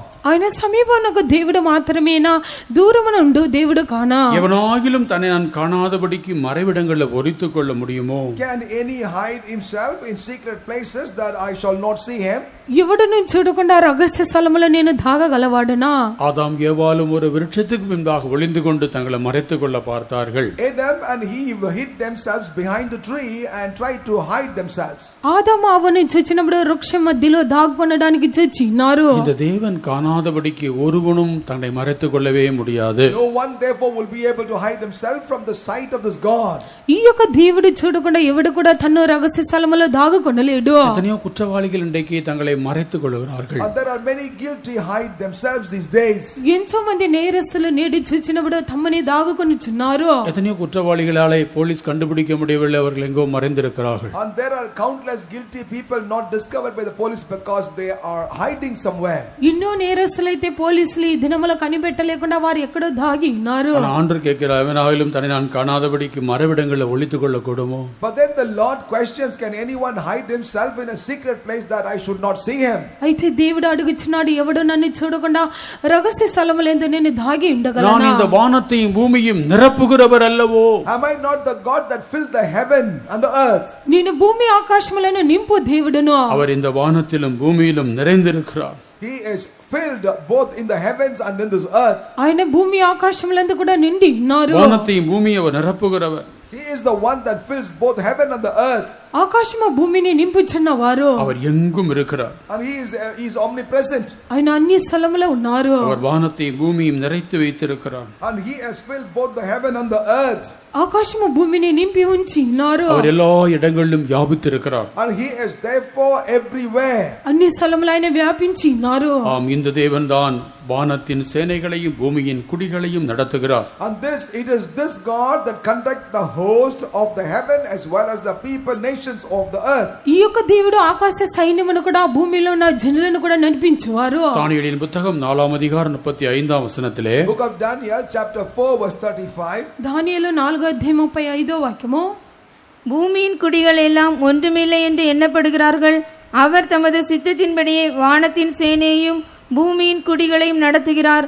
அவருடைய கையை தடுத்து அவரை நோக்கி என்ன செய்கிறீர் என்று சொல்லத்தக்கவன் ஒருவனும் இல்லை என்றேன். All the inhabitants of the earth are reputed as nothing, and he doeth according to his will in the army of heaven and among the inhabitants of the earth, and none can stay his hand or say unto him, What doest thou? இங்கே நேபுகாத் நேச்சார் என்கிறதான அந்த புறஜாதி ராஜா சொல்லுகிற காரியம்தான் அது. And that is the statement of the heathen king Nebuchadnezzar. ఇక్కడైతే నెబుకద్నెజర్ అయిన అన్ని జనుడు తెలియజేస్తున్న మాట ఏమిది? ஆம், அவன்தான் இப்படிப்பட்ட இந்த தேவனை குறித்து சாட்சி கொடுக்கிறான். It was he who testified about this God. అతడు ఇలాంటి దేవుని గురించి సాక్ష్యమును పలుకుచున్నాడు. பூமியின் குடிகள் எல்லாம் ஒன்றுமில்லை என்று எண்ணப்படுகிறார். All inhabitants of the earth are reputed as nothing. భూనివాసులు అందరూ కూడా లెక్కకు రాని వారుగా కనిపించున్నారు. ஒரு பெரிய ராஜாவாக இருந்தால் அவன் ஒன்றுமே இல்லை. Though he may be a mighty king, he is nothing. ఇంత గొప్ప రాజుగా ఉండినను వారు లెక్కకు రాని వారు. பூமியின் குடிகள் எல்லாம் ஒன்றுமில்லை என்று எண்ணப்படுகிறார்கள். And all the inhabitants of the earth are reputed as nothing. భూనివాసులు ఆయన దృష్టికి ఎన్నికకు రాని వారు. அவர் தமது சித்தத்தின்படியே வானத்தின் சேனையும் பூமியின் குடிகளையும் நடத்துகிறார். And he doeth according to his will in the army of heaven and among the inhabitants of the earth. ఆయన పరలోకపు సేనల ఎడలను భూనివాసుల ఎడలను తన చిత్తము చొప్పున జరిగించు அவர் வான சேனையும் பூமியின் குடிகளையும் தம்முடைய சித்தத்தின்படியே நடத்துகிறார். According to his will only he leadeth the army of the heaven and the inhabitants of the earth. ఆయన పరలోకపు సేనల ఎడలను భూనివాసుల ఎడలను తన చిత్తము చొప్పున జరిగించువాడు. அவரை நோக்கி என்ன செய்கிறீர் என்று சொல்லத்தக்கவன் ஒருவனுமே இல்லை. And therefore there is none can stay his hand and say unto him, What doest thou? ఆయన వైపు చూచి నీవు ఏమి చేసినావు నీ చెప్పువాడు ఆయనకు సమర్థుడు కాడు. அதுவரை நேபுகாத்நேச்சார் நான் என்று தன்னை குறித்தான் பெருமையாக எண்ணிக்கொண்டிருந்தான். Until such time Nebuchadnezzar was thinking that he is great and big. అంతవరకు కూడా నెబుకద్నెజర్ రాజు నేనని తన గురించి గర్వించి మాట్లాడాను. அந்த பெரிய சக்கரவர்த்தி ஆண்டவர் ஒண்ணுமே இல்லாமல் ஆக்கிவிட்டார். That great emperor God reduced him to nothing. ఆ గొప్ప చక్రవర్తిని కూడా ప్రభు ఏమీ లేనివాడుగా మార్చినారు. அந்த பெரிய ராஜா மாட்டை போல புல்ல திங்கறவனா மாறிவிட்டான். He was a mighty king but became like an ox that will eat off the grass. గొప్ప రాజు గడ్డి వలె పశువలే గడ్డి తినవాడుగా మారినాడు. பெரிய ராஜா அரண்மனையில வாழ்ந்து கொண்டு காடு இருக்கிற மிருகத்தோட வாழ்ந்து கொண்டிருக்கிறார். He was a mighty king, lived in the palaces, but then now he started living with the beast of the field. గొప్ప రాజు అంతఃపురములో నివసించిన వాడు ఇప్పుడైతే అడవిలో ఉన్న మృగములతో జీవించుచున్నాడు. நேபுகாத்நேச்சார் என்கிறதான ஒரு பெரிய சக்கரவர்த்தியை ஆண்டவர் ஒன்றுமே இல்லாமல் ஆக்கிவிட்டார். That mighty emperor called Nebuchadnezzar, God reduced him to nothing. Nebuchadnezzar అనే గొప్ప చక్రవర్తిని ప్రభు ఏమీ లేనివాడుగా మార్చినారు. அந்த ராஜா தான் இப்படி சொல்லுகிறான். That is the king that says like this. ఆ యొక్క రాజు ఈ విధంగా తెలియజేయుచున్నాడు. இந்த தேவனுக்கு முன்பாக பூமியின் குடி ஒன்றுமில்லை. நான் ராஜாவா இருந்தா கூட நானும் ஒன்றுமே இல்லை. Before this God the inhabitants of the earth are reputed in nothing. Though I may have been a king, I am nothing. ఈ యొక్క రాజు ఎదుట ఈ దేవుని ఎదుట భూనివాసులు ఏమీ లేనివారు నేను కూడా ఏమీ లేనివాడును. இந்த அறிவு அவனுக்குள்ள வந்து இதை அவன் அறிக்கை செய்த பொழுது அவனுக்கு புத்தி அவனுக்குள்ள திரும்பி வந்தது. The moment he had this realization and he made this confession, his knowledge and wisdom returned to him. ఈ యొక్క తెలివి అతనికి లోనికి వచ్చి ఒప్పుకోలు చేసినప్పుడు బుద్ధి మరలా తిరిగి వచ్చెను. அவனுடைய மேன்மையும் அவனுடைய மகிமையும் அவனுடைய முகக்களையும் அவனுக்கு திரும்பமாக வந்ததாம். His greatness, his glory and his countenance returned to him. అతని యొక్క తేజస్సును అతని యొక్క ఘనతయు అతని యొక్క ప్రభావమును మరలా తిరిగి వచ్చెను. இப்பொழுது அவனுடைய மந்திரிமாரும் பிரபுக்கள் அவனை தேடி வந்தார்கள். Now once again his nobles and the elders have come in search of him. ఇప్పుడైతే అతని యొక్క మంత్రులను అధిపతులను అతని యొద్దకు వెతికి వచ్చినారు. இந்த அறிவு வந்த பிறகுதான் ராஜ்யத்தில் ஸ்திரப்படுத்தப்பட்டான். Only after receiving this wisdom and knowledge he was established once again in his throne. ఈ యొక్క తెలివి తిరిగి వచ్చినప్పుడు రాజ్యమందు స్థిరపరచబడెను. அப்பொழுது அவனுக்கு அந்த மகத்துவம் கிடைத்தது. And only then he received that greatness. అప్పుడు మాత్రమే ఆ ప్రభావం అతనికి దొరికినది. நமக்கு அவருடைய மகிமையும் அவருடைய மகத்துவமும் அவருடைய மேன்மையும் உண்டாக வேண்டும் என்று சொன்னா நான் எப்போதும் சொல்ல வேண்டியது நான் ஒன்றுமில்லை என்று சொல்ல வேண்டும். And therefore if at all we need to have the greatness, the honor and the glory, we must always say I am nothing. మనము ఎల్లప్పుడూ కూడా ఆయన ఎదుట ప్రభావమును ఘనతయు తేజస్సు కలిగిన వారుగా ఉండవలంటే మనము చెప్పవలేను నేను ఏమీ என்னை நடத்துகிறவர் என் தேவன், நான் ஒண்ணுமே இல்லை. Who guides me is my God, I am nothing. నన్ను నడిపించేవారు నా దేవుడే ఉన్నారు, నేను ఏమి లేని వాడును. அவர் தமது சித்தத்தின்படியே என்னை நடத்துகிறார். According to his will only he is leading me. ఆయన తనకు చిత్తము చెప్పిన నన్ను నడిపించున్నారు. நான் என்று சொல்வதற்கு எனக்குள்ள ஒண்ணுமே இல்லை. There is nothing in me to say about my own self. నేనని చెప్పడానికి నా యందు ఏదీ లేదు.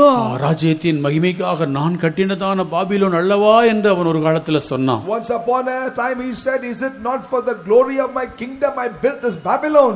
రాజ్యమేక ప్రధానము కొరకు నిన్ను కట్టిన బబులోను కాదని ఒక దినమున తెలియజేసినాడు. இப்ப இந்த ராஜா சொல்லுகிறான், பூமியின் வாழ்கிறதான அந்த மனுஷர்கள் இந்த தேவனுக்கு முன்பாக ஒண்ணுமே இல்லை ஒண்ணுமே இல்லைன்னு சொல்லுகிறான். Now that king himself is confessing that the inhabitants of the earth before this God is nothing. ఇప్పుడైతే ఇక రాజు తెలియజేసినాడు, భూజనులందరూ ఆయన దృష్టికి ఎన్నికకు రాని వారని తెలియజేసిన. நான் ஒன்றுமே இல்லைன்னு சொன்னாதான் பரலோகத்தின் ராஜாவை நாம் உயர்த்தி மேன்மைப்படுத்த முடியும். Only when we say we are nothing, we would be able to exalt our God in the our king in the heaven and glorify him. మనము ఏమీ లేని వారమని చెప్పినప్పుడు మాత్రమే పరలోకపు రాజ్యాన్ని ఇచ్చించి మహిమపరచగలమా? இவன் நேபுகாத்நேச்சார் பெரிய ராஜாவாக இருந்த பொழுது எல்லாரும் அவனைத்தான் உயர்த்தி மகிமைப்படுத்தி இருப்பாங்க. When Nebuchadnezzar was a great king in Babylon, everyone would have exalted them and magnified them. Nebuchadnezzar గొప్ప రాజుగా ఉండినప్పుడు అతన్ని అందరూ హెచ్చించి గణపరిచిందరు. இப்பொழுது இவன் அறிந்து கொண்டான், பரலோகத்தில் ஒரு ராஜா இருக்கிறார், நான் இல்ல ராஜா. But now he understood there is one king in heaven, I am therefore not the king. ఇప్పుడైతే ఇక రాజు తెలుసుకుని ఉన్నాడు, పరలోకమందు రాజు ఉన్నారు, నేను కాదు రాజు. எனக்கு மேல ஒரு ராஜா இருக்கிறார், அவர்தான் ராஜாதி ராஜா. There is one king above me and he is the king of all kings. నాకు పైగా ఒక రాజు ఉన్నారు, ఆయన రాజులకు రాజు ఉన్నారు. எனக்கு மேல ஒருவர் இருக்கிறார், அவர்தான் தேவாதி தேவன். There is one above me, he is God of all gods. నాకు పైగా ఒకరు ఉన్నారు, ఆయన దేవతలకు దేవుడే ఉన్నారు. அவருக்குன்பாக நான் ஒன்றுமே இல்லை ஒன்றுமே இல்லை. Before him I am nothing and I am nothing. ఆయన ఎదుట నేను ఏమీ లేని వాడును ఏమీ లేని వాడును. அவருக்குன்பாக நான் ஒன்றுமே இல்லை. Before him I am nothing. ఆయన ఎదుట నేను ఏమీ లేని వాడును. அவருடைய பாதரட்சியின் வாறு அவிழ்க்கிறது கூட நான் ஒரு பாத்திரவான் அல்ல. I am not even worthy to let loose the laces of his shoes.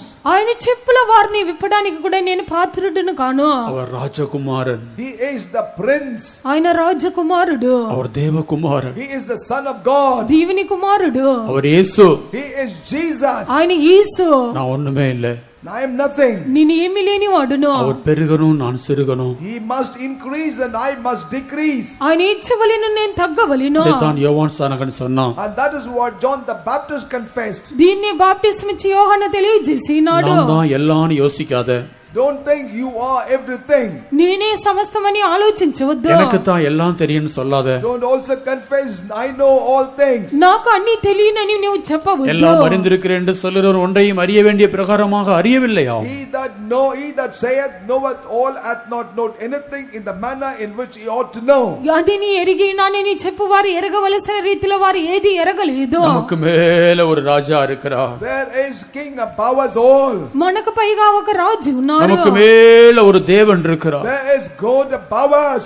మనకు పైగా ఒక దేవుడు அவர் ఉన్నారు. நம்மை காண்கிற தேவன். He is God who sees us. ఆయన మనల్ని அவர் நம்மை அறிகிற தேவன். He is God who knows us. ఆయన మనల్ని ఎరిగిన దేవుడు. அவர் நம்முடைய உள்ளந்திரியங்களை இருதயங்களை ஆராய்கிற தேவன். He is God who searches our hearts and tries our innermost being. ఆయన మన యొక్క హృదయములను ఆంతరింద్రియములను அவர் ఎరిగిన దేవుడు. பூமியெல்லாம் நிறைந்திருக்கிற தேவன். And he is God that filled the whole earth. ఆయన భూమి అంతయు నిండి ఉన్న దేవుడు. அவர் வானத்தின் சேனையும் பூமியின் குடிகளையும் தம்முடைய சித்தத்தின்படியே நடத்துகிற தேவன். He is God who according to his will lead the army of the heaven and the inhabitants of the earth. ఆయన పరలోకపు సేనను భూనివాసులను తమ చిత్తము చొప్పున జరిగించు. அவர் எப்படிப்பட்ட தேவனாம்? What kind of God he is? ఆయన ఎలాంటి దేవుడు? ஏசாயா 66:1 ஏசாயா தீர்க்கதரிசி சொல்லுகிறான். In Isaiah chapter 66 verse 1 prophet Isaiah says, యెషయా 66 అధ్యాయము 1లో యెషయా తెలియజేస్తున్నాడు. கர்த்தர் சொல்லுகிறது என்னவென்றால், கர்த்தர் சொல்லுகிறது என்னவென்றால், வானம் எனக்கு சிங்காசனம், வானம்தான் எனக்கு சிங்காசனம், பூமி எனக்கு பாதபடி, இந்த பூமி எனக்கு பாதபடி, நீங்கள் எனக்கு கட்டும் ஆலயம் எப்படிப்பட்டது, நீங்கள் எனக்கு கட்டும் ஆலயம் எப்படிப்பட்டது, நான் தங்கி இருக்கும் ஸ்தலம் எப்படிப்பட்டது, ஆம் நான் தங்கியிருக்கும் ஸ்தலம் எப்படிப்பட்டது. what is the place of my rest? నేను విశ్రమించే స్థానము మీరు కట్టి ఉద్దేశించినది ఏ పాటి என்னுடைய கரம் இவைகளெல்லாம் சிருஷ்டித்தபடினால இவைகளெல்லாம் உண்டாயிற்று. For all these things hath mine hand made, and that's the reason why all those things have been. ఇవన్నీ కూడా నా హస్తకృత్యములో ఇవి నా వలన కలిగినవి. ஆனா இவ்வளவு பெரிய தேவன் யாரை நோக்கி பார்ப்பாராம்? Now that mighty God, great God, whom does he look to? ఇంత గొప్ప దేవుడు ఎవరిని తేరి చూడును? இரண்டாம் வசனம் சொல்லுகிறது, சிறுமைப்பட்டு ஆவியில் நொறுங்குண்டு என் வசனத்துக்கு நடுங்குகிறவனை நான் நோக்கி பார்ப்பேன். In verse 2 it is said that this man will I look even to him that is poor and of contrite spirit and trembleth at my word. రెండో వాక్యం తెలియజేస్తున్నది, ఎవడు దీనుడే నలిగిన హృదయము గలవాడే నా మాటని విని వణుకునో వానిని నేను దృష్టి ఉంచి ఉన్నాను. வானம் அவருக்கு சிங்காசனம், பூமி அவருக்கு பாதபடி. அவ்வளவு பெரிய தேவன், இந்த வானத்தையும் பூமியும் நிறைத்திருக்கிறதான தேவன், எங்கும் வியாபித்திருக்கிறதான தேவன் யாரை நோக்கி பார்க்கிறார்? Now the heaven is the throne and the earth is his footstool. The one who hath filled the heavens and the earth saith, as to whom does he look at? ఆకాశం ఆయన సింహాసనము, భూమి ఆయన పాదపీఠము, సర్వమును సర్వవ్యాపిగా ఉన్న దేవుడు ఎవరిని తేరి చూచును? யார் சிறுமைப்பட்டு ஆவியில நொறுங்குண்டு கர்த்தருடைய வசனத்துக்கு யார் நடுங்குறார்களோ அவர்களை இந்த தேவாதி தேவன் நோக்கி பார்க்கிறார். This God of God looks at the one who is poor, contrite in spirit and trembleth at his word. ఎవడు దీనుడే నలిగిన హృదయము గలవాడే దేవుని మాటకు వణుకుచుండునో వానిని తీరి చూచును. எங்கும் உள்ளதான இந்த தேவனுக்கு முன்பாக நாம் ஆவியிலே நொறுங்குண்டவர்களாக, வசனத்துக்கு நடுங்குகிறவர்களாக நம்மை நாம் சிறுமைப்படுத்திக் கொண்டு நம்மை தாழ்த்தி இந்த தேவனை நோக்கி பார்த்தால் அவர் நமக்கு இறங்குவார். And therefore before this omnipresent God, if we make ourselves poor and remain contrite in spirit and also diligently seek him, and then this God will definitely be with us and exalt us. అన్ని స్థలంలో ఉండిచ్చిన ఈ యొక్క దేవుని వైపు కూడా మనము ఆత్మ ఎందు దీనులుగా ఉండి వాక్యమునకు వణికి ఆయనను తీరి చూచినప్పుడు ఆ దేవుడు మనల్ని కరుణించును. இந்த தேவன், பிதாவாகிய தேவன் எங்கும் உள்ளவர். This God, God the Father, is everywhere. ఈ యొక్క తండ్రి అయిన దేవుడు అన్ని స్థలములో ఉన్న దేవుడు. அவர் நம்மை நோக்கி பார்க்க வேண்டும் என்றால் நாம் ஒன்றுமில்லை என்று நம்மை தாழ்த்த வேண்டும். If at all he will have to look unto us, we will have to humble ourselves, saying that we are nothing. ఆయన మన మీద దృష్టి ఉంచవాలంటే మనం ఏమీ లేని వారని తగ్గించుకొనవలెను. நொறுங்குண்ட ஆவியோடு அவரை நோக்கி பார்க்க With a வேண்டும். contrite spirit must we look to him. నలిగిన ఆత్మతో కూడా ఆయనను మనం తీరి చూడవలెను. அடுத்ததாக குமாரனும் எங்கும் உள்ளவராக இருக்கிறார். And subsequently even Son is omnipresent. తదుపరిగా చూచినప్పుడు కుమారుడు కూడా అన్ని స్థలములో ఉన్నవారు ఉన్నారు. அவர் எங்கும் நிறைந்திருக்கிறார் என்பதை எப்படி அவர் நிரூபிக்கிறார்? How does he prove the fact that he fills every place? అన్ని స్థలములో నిండిన దేవుడిని ఎలాగ గ్రహించుచున్నావు? எங்கெல்லாம் 2 பேர் 3 பேர் கூடியிருக்காங்களோ அங்கெல்லாம் அவர் வந்து விடுகிறார். Wheresoever 2 or 3 gather together, there the Lord comes. ఎక్కడైతే ఇద్దరు ముగ్గురు కూడి ఉన్నారో అక్కడంతా ఆయన వచ్చును. மத்தேயு 18:20 Matthew's Gospel chapter 18 verse 20. మత్తయి సువార్త 18:20 వాక్యము, ஏனெனில் 2 பேராவது 2 பேராவது 3 பேராவது 3 பேராவது என் நாமத்தினாலே எங்கே கூடியிருக்கிறார்களோ எங்கெல்லாம் கூடியிருக்கிறார்களோ அங்கே அவர்கள் நடுவிலே இருக்கிறேன் என்றார். அங்கெல்லாம் அவர் நடுவில் நான் இருக்கிறேன். There I am in the midst of them. ఇద్దరు ముగ్గురు నా నామమున ఎక్కడ కూడి ఉందరో అక్కడ నేను వారి మధ్య ఉందని இந்த ராத்திரியிலே இந்த முழு உலகத்திலும் எங்கெல்லாம் 2 பேர் 3 பேர் இயேசு கிறிஸ்து என்கிற நாமத்திலே கூடி இருக்கிறார்களோ அங்கெல்லாம் அவர் இருக்கிறாராம். In the same manner even tonight, wheresoever 2 or 3 gather together in the name of Jesus, there our Lord Jesus' presence is. ఈ యొక్క రాత్రి కాలంలో ఇద్దరు ముగ్గురు ఆయన నామమున ఎక్కడ కూడి ఉందరో అక్కడంతా ఆయన ఉన్నారు. நாம் இங்கே கூடி இருக்கிறோம், இங்கே நம் நடுவில் அவர் இருக்கிறார். We have gathered here, therefore in the midst of us the Lord is. మనం ఇక్కడ కూడి ఉన్నాము, మన మధ్యలో ఆయన ఉన్నారు. அமெரிக்காவில் 2 பேர் 3 பேர் அந்த நாமத்தினால கூடி இருந்தா அங்கேயும் அவர் இருக்கிறார். If in America 2 or 3 gather together in his name, there the Lord also is. అమెరికాలో ఇద్దరు ముగ్గురు కూడి ఉంటే ఆయన నామమును బట్టి అక్కడ ఆయన ఉండును. இப்பொழுது எங்கெல்லாம் பைபிள் ஸ்டடி நடந்து கொண்டிருக்கிறதோ அங்கெல்லாம் அவர் இருக்கிறார். Right now wheresoever Bible study is in progress, in those places the Lord is. ఇప్పుడు ఈ బైబిల్ స్టడీ ఎక్కడ జరుగుతున్నది అక్కడంతా ఆయన ఉన్నారు. அவர் எப்படி நம் நடுவிலே வருகிறார்? How does he come into the midst of us? ఈ విధంగా ఆయన మన మధ్యలోనికి அவர் వచ్చున్నారు. நாமத்தினால 2 பேரோ 3 பேரோ எங்க கூடி வராங்களோ அங்கெல்லாம் அவர் வருகிறார். Wheresoever 2 or 3 gather together in his name, there the Lord comes. ఆయన నామమును బట్టి ఎక్కడైతే ఇద్దరు ముగ్గురు కూడి వచ్చేదరో అక్కడ వారి మధ్య ఆయన ఉండును. அவர்தான் இந்த சர்வமாகிய சபைக்கு தலையாக இருக்கிற தேவன். He is God who is the head to this church, the body. ఆయన యొక్క శరీరమైన సంఘమునకు శిరస్సు అయిన దేవుడు. எபேசியர் 1 அதிகாரம் 23 வசனத்தில் எல்லாவற்றையும் எல்லாவற்றாலும் அவர் நிரப்புகிறவராக இருக்கிறார். In Ephesians chapter 1 verse 23, there we read, He fills all in all. ఎఫెసీయులకు మొదటి అధ్యాయం 23వ వాక్యంలో ఆయన కూడా సమస్తమును పూర్తి చేసి నింపు దేవుడే ఉన్నారు. எல்லாவற்றையும் எல்லாவற்றாலும் நிரப்புகிறவருடைய நிறைவாகிய சரீரமான சபைக்கு அவரை எல்லாவற்றிற்கும் மேலான தலையாக தந்தருளினார். The church which is his body, the fullness of him that filleth all in all. அவர் தலையாக இருக்கிறார். He is the head. ఆయన శిరస్సై ఉన్నారు. ஆகையாலே சபை எங்கெல்லாம் கூடி வருகிறதோ அங்கெல்லாம் அவர் இருக்கிறார். And that is the reason why wheresoever church gather together, there the Lord is. అందువలన సమాజం ఎక్కడ కూడిచ్చినది అక్కడంతా ఆయన ఉన్నారు. அவர் எல்லாவற்றையும் எல்லாவற்றாலும் நிரப்புகிற தேவன். For he is God that fulfills all things with himself. ఆయన సమస్తమును పూర్తిగా నింపుచున్న దేవుడే ఉన్నారు. குமாரனாகிய தேவன் எங்கும் நிறைந்திருக்கிற தேவன். God the Son is therefore omnipresent and felt everywhere. కుమారుడైన దేవుడు అన్ని స్థలములో నిండి ఉన్న దేవుడు. ஆவியானவரும் எங்கேயும் இருக்கிறார் என்பதை தான் 139ஆம் சங்கீதத்தின் 7ஆம் வசனத்தில் பார்த்தோம். In Psalm 139 verse 7 is the place where we studied that the Spirit of God also is omnipresent. ఆత్మీయ దేవుడు కూడా అన్ని స్థలములో ఉన్నవారని చెప్పి 139 కీర్తన 7వ వాక్యంలో చూచినాము. உம்முடைய ஆவிக்கு மறைவாக எங்கே போவேன், உம்முடைய சமூகத்தை விட்டு எங்கே ஓடுவேன்?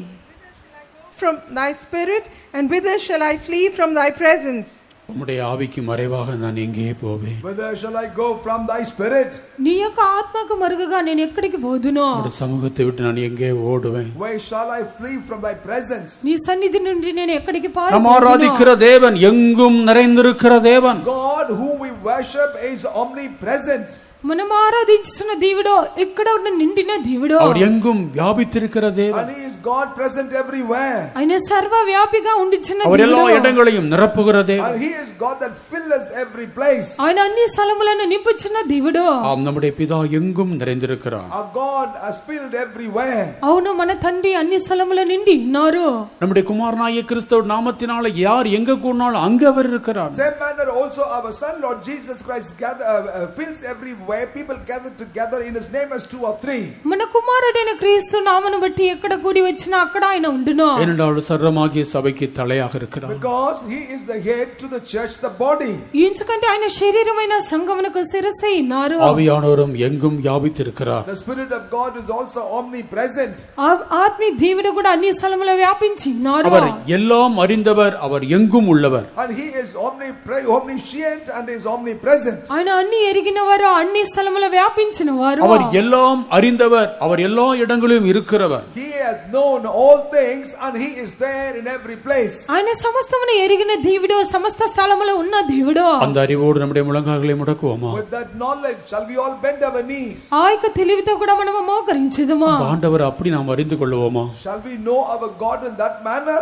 మన ప్రభుని ఆ విధంగా తెలుసుకుందుమా? என்ன குறித்து எல்லாம் அறிந்திருக்கிற ஒரு தேவன். There is one God who knoweth all things about me. నన్ను గురించి ఎరిగిన దేవుడు, எல்லா இடத்திலும் இருக்கிற தேவன். God who is there everywhere. సమస్త స్థలములో ఉన్న దేవుడు. நான் எங்க உட்கார்ந்து இருக்கிறேன்னு பார்க்கிற தேவன். God who knows as to where I am sitting down. నేను ఎక్కడ కూర్చొని ఉన్నానో నన్ను చూచిన దేవుడు. எந்த இடத்துல உட்கார்ந்து இருக்கிறாய்? Where are you sitting? నీవు ఏ స్థలంలో కూర్చొని ఉన్నావో? நீ ஏன் இந்த இடத்துல வந்தாய்? Why have you come to this place? ఇంచుకు ఈ యొక్క స్థలంలో నీ వచ్చి நீ ఉన్నావో? வந்த நோக்கம் என்ன? What is the purpose for your arrival? నీవు వచ్చడానికి ఉద్దేశం நீ ఏమిటి? எந்த சிந்தையோடு இருக்கிறாய்? With what thoughts are you? ఈ యొక్క మనస్సుతో నీవు ఉన్నావో? எந்த நினைவோடு இருக்கிறாய்? With what thoughts you have come? ఈ యొక్క తలంపుతో ఉన్నావో? நீ எப்படிப்பட்ட இடத்துல இருக்கிறாய்? What is the place where you are? ఇలాంటి స్థలంలో ఉన్నావో? உன்னுடைய போக்கும் வரத்தும் என்ன? What is your going in and coming out? నీ రాకపోక ఏమిటి? உன் வழிகள் என்ன? What are your ways? నీ ప్రవర్తన ఏమిటి? உன் நினைவுகள் என்ன? What are your thoughts? నీ తలంపులు ఏమిటి? உன் சிந்தை என்ன? What's your mind? నీ యొక్క ఊహలు ఏమిటి? உன்னுடைய ஆவி என்ன? What is your spirit? నీ యొక్క ఆత్మ ఏమిటి? எல்லாம் அறிந்தவர், He knoweth all. అన్నిటిని ఎరిగిన దేవుడు, எங்கும் உள்ளவர். Everywhere he is. అన్ని స్థలములో ఉన్న దేవుడు இந்த இடத்தில் நம்முடைய மத்தியில் இருக்கிறார். Even here in our midst he is. ఈ యొక్క స్థలములో మన మధ్యలో ఉన్నారు. உங்களை தாழ்த்துங்க, Humble yourself. మిమ్మల్ని తగ్గించుకునుడి, உங்களை சிறுமைப்படுத்துங்க. Make yourself low. మిమ్మల్ని కూడా మీరు శ్రమ పచ్చుకునుడి. நொறுங்குண்ட ஆவியோடு அவர் நோக்கி பாருங்க. With a contrite spirit look unto him. నలిగిన ఆత్మ గలవారుగా ఆయనను తేరి చూడుడి. ஆவியில நொறுங்குண்ட அவருடைய வசனத்தை கேட்டு நடுங்குங்க. Being broken in your your spirit when you hear the word tremble. ఆత్మ యందు నలిగిన వారుగా ఆయన వాక్యమునకు వణుకుచుండుడి. நேபுகாத்நேச்சாரை போல சொல்லுங்க, நான் ஒன்றுமே இல்ல. Confess like Nebuchadnezzar, I am nothing. Nebuchadnezzar రాజు వలె చెప్పడి, నేను ఏమీ లేని వాడును. நான் ஒன்றுமே இல்ல. I am nothing. నేను ఏమీ లేని వాడును. பூமியின் குடிகள் எல்லாம் ஒன்றுமில்லை என்று எண்ணப்படுகிறார்கள். All the inhabitants of the earth are reputed to nothing. భూనివాసులందరూ ఆయన దృష్టికి లెక్కకు లేని వారు. அவர் ராஜாக்களை தள்ளி ராஜாக்களை He ஏற்படுத்துகிறவர். casts the kings aside and establishes kings. ఆయన రాజులను త్రోసివేసి రాజులను ఏర్పరచును. அவருக்கு முன்பாக உன்னை தாழ்த்து. Before him humble yourself. ఆయన ఎదుట నిన్ను తగ్గించుకొనుము. எங்கும் இருக்கிற தேவன் எனக்குள் இருக்கிற நிச்சயத்தோடு கடந்து போ. Go with an assurance, God who is omnipresent is also in you. అన్ని స్థలంలో ఉన్న దేవుడు నాలో ఉన్నాడు, నీ క్షేమత తిరిగి వెళ్ళుము. எங்கும் இருக்கிற தேவன் எனக்குள்ளும் இருக்கிறார். God who is everywhere is also in me. అన్ని స్థలంలో ఉన్న దేవుడు నాలో ఉన్నాడు. எங்கும் வியாபித்திருக்கிற தேவன் எனக்குள்ளும் இருக்கிறார். God who is omnipresent is also within me.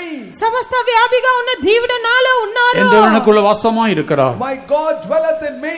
నీడు ఆయన నాలో నివాసం చేయుచున్నాడు. எங்கும் வியாபித்திருக்கிற தேவன், எங்கும் நிறைந்திருக்கிற தேவன் இங்கும் இருக்கிறார். God who is omnipresent, filleth all places, also here. సర్వము నింపి సర్వవ్యాపిగా ఉన్న దేవుడు నేడు ఇక్కడ ఉన్నారు. அவர் எங்கும் இருக்கிறார். He is everywhere. ఆయన అన్ని స్థలములో ఉన్నారు. அவர் எனக்குள்ளும் இருக்கிறார். He is in me also. ఆయన నాలో ఉన్నారు. என்னை நடத்துகிறவர் அவரே. He is the one that leads me. నన్ను నడిపించేవారు ఆయనే. என்னை அறிகிறவர் அவரே. He is the one that knows నన్ను me. ఎరిగి ఉన్నవారు ఆయనే. அந்த தேவனுக்கு முன்பாக என்னை எப்பொழுது ஒப்பு கொடுக்கிறேன். Before that God I surrender myself now. ఆ దేవుని ఎదుట నేడు నన్ను అప్పగించుకొనిచున్నాను. உன்னை தாழ்த்து. Humble yourself. నిన్ను తగ్గించుకొనుము. நேபுகாத்நேச்சார் தன்னை தாழ்த்தின பொழுது When Nebuchadnezzar humbled himself, Nebuchadnezzar రాజు తన్ను తగ్గించుకొనుటను அவருடைய బట్టి மகிமை திரும்ப வந்தது. his glory was restored. తన యొక్క ప్రభావము తిరిగి அவருடைய వచ్చెను. மகத்துவம் திரும்ப His வந்தது. honor was restored. తన యొక్క ఘనత తిరిగి அவருடைய వచ్చెను. முக கள திரும்ப வந்தது. And his countenance restored. తన యొక్క మొహము తేజస్సు తిరిగి వచ్చెను. மந்திரிகள் திரும்ப வந்தாங்க. The princes had returned. మంత్రులు తిరిగి వచ్చి பிரபுக்கள் திரும்ப The வந்தாங்க. nobles returned. అధిపతులు తిరిగి వచ్చి இந்த தேவனை குறித்து நீ சரியாக அறிந்திராததனாலே உன்னை விட்டு போனதெல்லாம் உனக்குள்ள திரும்ப வரப்போகிறது. Because you did not have right understanding of this God, whatever went away will be restored. ఈ యొక్క దేవుని గురించి సరైన రీతిలో గ్రహించుకున్నప్పుడు నిన్ను విడిచిపోయినది తిరిగి వచ్చును. நீ தேவனை மகிமைப்படுத்தினா அவர் உன்னை மகிமைப்படுத்துவார். If you glorify or honor God, He will glorify you. నీ దేవుని మహిమపరచినప్పుడు ఆయన నిన్ను நீ మహిమపరచును. உன்னையே மகிமைப்படுத்தி வாழ்ந்து கொண்டிருப்பாய் என்றால் கர்த்தர் உன்னை சிறுமைப்படுத்தி விடுவார். If you keep honoring and glorifying yourself, the Lord will humiliate you. నిన్ను మహిమపరిచి జీవించినప్పుడు ప్రభు నిన్ను శ్రమ நீ పెట్టించును. இந்த தேவனுக்கு முன்பாக உன்னை சிறுமைப்படுத்து, அவர் உன்னை பெருமைப்படுத்துவார். Humble yourself before this God, then He will magnify you. ఈ యొక్క దేవుని ఎదుట నిన్ను శ్రమపరచుకొనుము, ఆయన నిన్ను ఘనపరచును. நீ உன்னை தாழ்த்து, அவர் உன்னை உயர்த்துவார். Humble you and He will exalt you. నిన్ను తగ్గించుకొనుము, ఆయన నిన్ను హెచ్చించును. நீ ஆவி நொறுங்குண்டவனாக அவரை நோக்கி பார், அவர் உன்னை நோக்கி பார்ப்பார். Broken in spirit, look unto Him, then the Lord will look to you. ఆత్మ ఎంత నలిగిన వాడుగా ఆయనను తీర్చుడుము, ఆయన నిన్ను తీర్చుడును. அவர் உன்னை காண்கிறார். He sees you ఆయన నిన్ను அவர் చూచుచున్నారు. உன்னை அறிகிறார். and He knoweth you ఆయన నిన్ను ఎరిగి அவர் ఉన్నారు. உன்னை விசாரிக்கிறார். and He visits you ఆయన నిన్ను அவர் విచారించును. உன்னை பார்க்கிறார். and He sees you. ఆయన నిన్ను చూచును. அவருக்கு முன்பாக நம்மை தாழ்த்துவோம். Let's humble ourselves before Him. ఆయన ఎదుట మనల్ని తగ్గించుకుందాము. அவர் இந்த வேளை நம்மையும் நிரப்பி அனுப்பட்டும். And even this moment, let God fill us and send us through. ఈ యొక్క సమయంలో ఆయన మనల్ని నింపి పంపించునేమో. அவரை நாம் அறிந்து கொள்ள, உணர்ந்து கொள்ள அவர் நமக்கு உதவி செய்வாராக. May amen. God only help us that we may know Him and understand Him. ఆయన ఎరగడానికి, ఆయన గ్రహించుకునడానికి ఈ సమయంలో సహాయం చేయను గాక. మాదివాది దీవనానీస్ வெகு ஜோதியாயிருப்பவரீசு அன்பினால் தூவி வந்தவரீசு என்றும் ஜீவனுள்ளோரீசு போற்றிடுவே நேசரையே போற்றிடுவே அன்பிடுவே அற்புதனாம் இயேசு அற்புத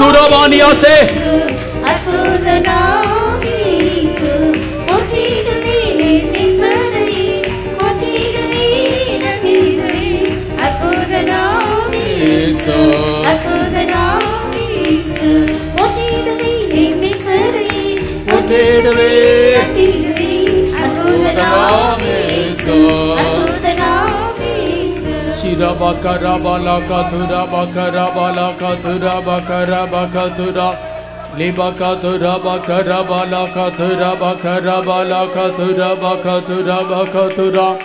ஆமென். இந்த தேவன் எங்கும் வியாபித்திருக்கிறார். And this God is everywhere. எங்கும் நிறைந்திருக்கிறார். And he is filled every place. என் நாமத்தின் நிமித்தம் 2 பேரோ 3 பேரோ எங்கே கூடுறார்களோ அங்கே அவர்கள் நடுவில் நான் இருக்கிறேன். Wherever in my name 2 or 3 gather together, then in their midst I am. இங்கே இயேசு நம் நடுவிலே உண்டு. Here Jesus is in our midst. இயேசு நம்முடைய மத்தியிலே உண்டு. Our Lord Jesus is in the midst of us. பிதாவாகிய தேவன் எங்கும் நிறைந்திருக்கிறார். God the Father is omnipresent. ஆவியானவர் எங்கும் The நிறைந்திருக்கிறார். Spirit of God is present everywhere. நம்முடைய திரியேக தேவன் எங்கும் நிறைந்திருக்கிறார். Our triune God has filled every place. ஆம், சிறுமைப்பட்டு ஆவியிலே நொறுங்குண்டு என் வசனத்துக்கு நடுங்குறவனை நான் நோக்கி பார்ப்பேன். I will look unto him who is poor and broken and contrite spirit, and look unto me, I will see him. உன்னை தாழ்த்துகிறாயா? Do you humble yourself? உன் நொறுங்குண்டு ஆவியோடு காணப்படுகிறாயா? Are you sin with a contrite spirit? அவருடைய வசனத்துக்கு நடுங்குகிறாயா? Do you tremble at his word? அவர் வசனம் சொல்லுகிறதை விசுவாசிக்கிறாயா? Do you believe in what his word அப்படியானால் says? கர்த்தர் உன்னை நோக்கி பார்க்கிறார். That is the case, the Lord looks at you. உன்னை நோக்கி பார்க்கிறார். He looks only to you. மாடுகளைப் போல புல்லை தின்று கொண்டிருந்தான் அந்த நேபுகாத்நேச்சார் ஒரு நாள் கர்த்தர் நோக்கி பார்த்தார். That Nebuchadnezzar who was grazing upon a grass like a beast looked unto the Lord one day. அவனுக்கு அந்த தேவனை குறித்த அறிவை கொடுத்தார். And he gave him the knowledge of அந்த God. தேவனை குறித்து அறிந்து கொண்டான். And he knew about God. நான் ராஜாவா இருந்தால் நான் ஒன்றும் இல்ல.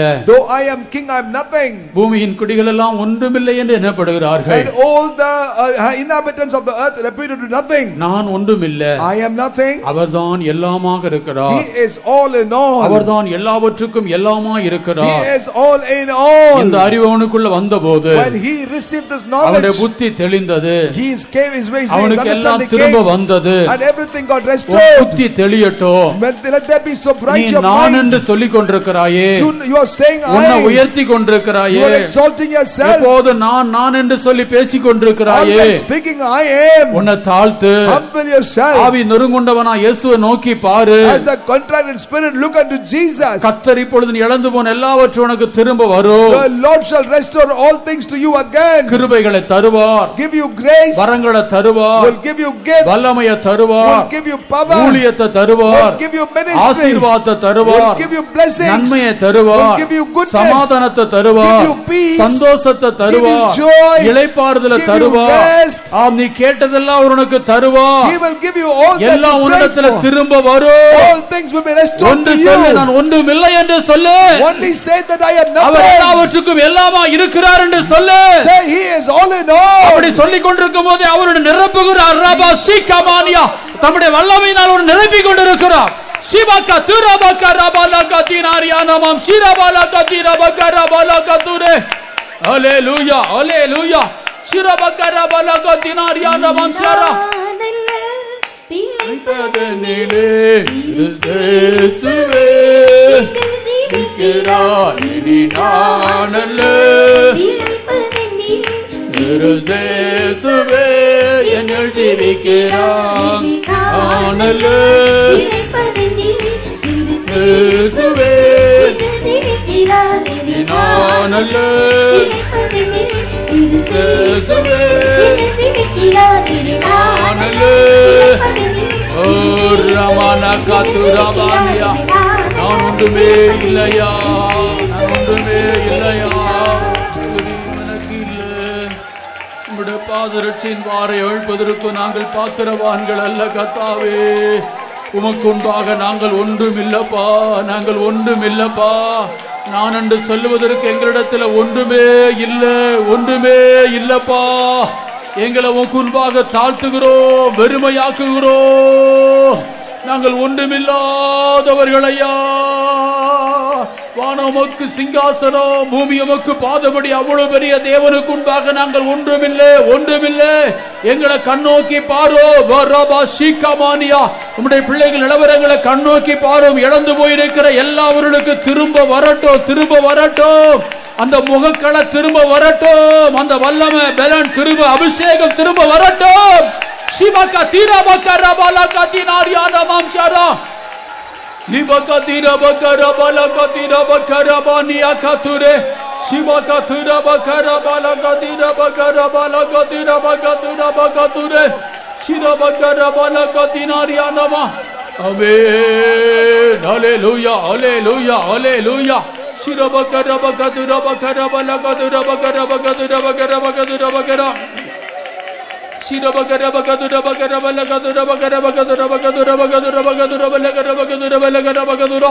Hallelujah, hallelujah.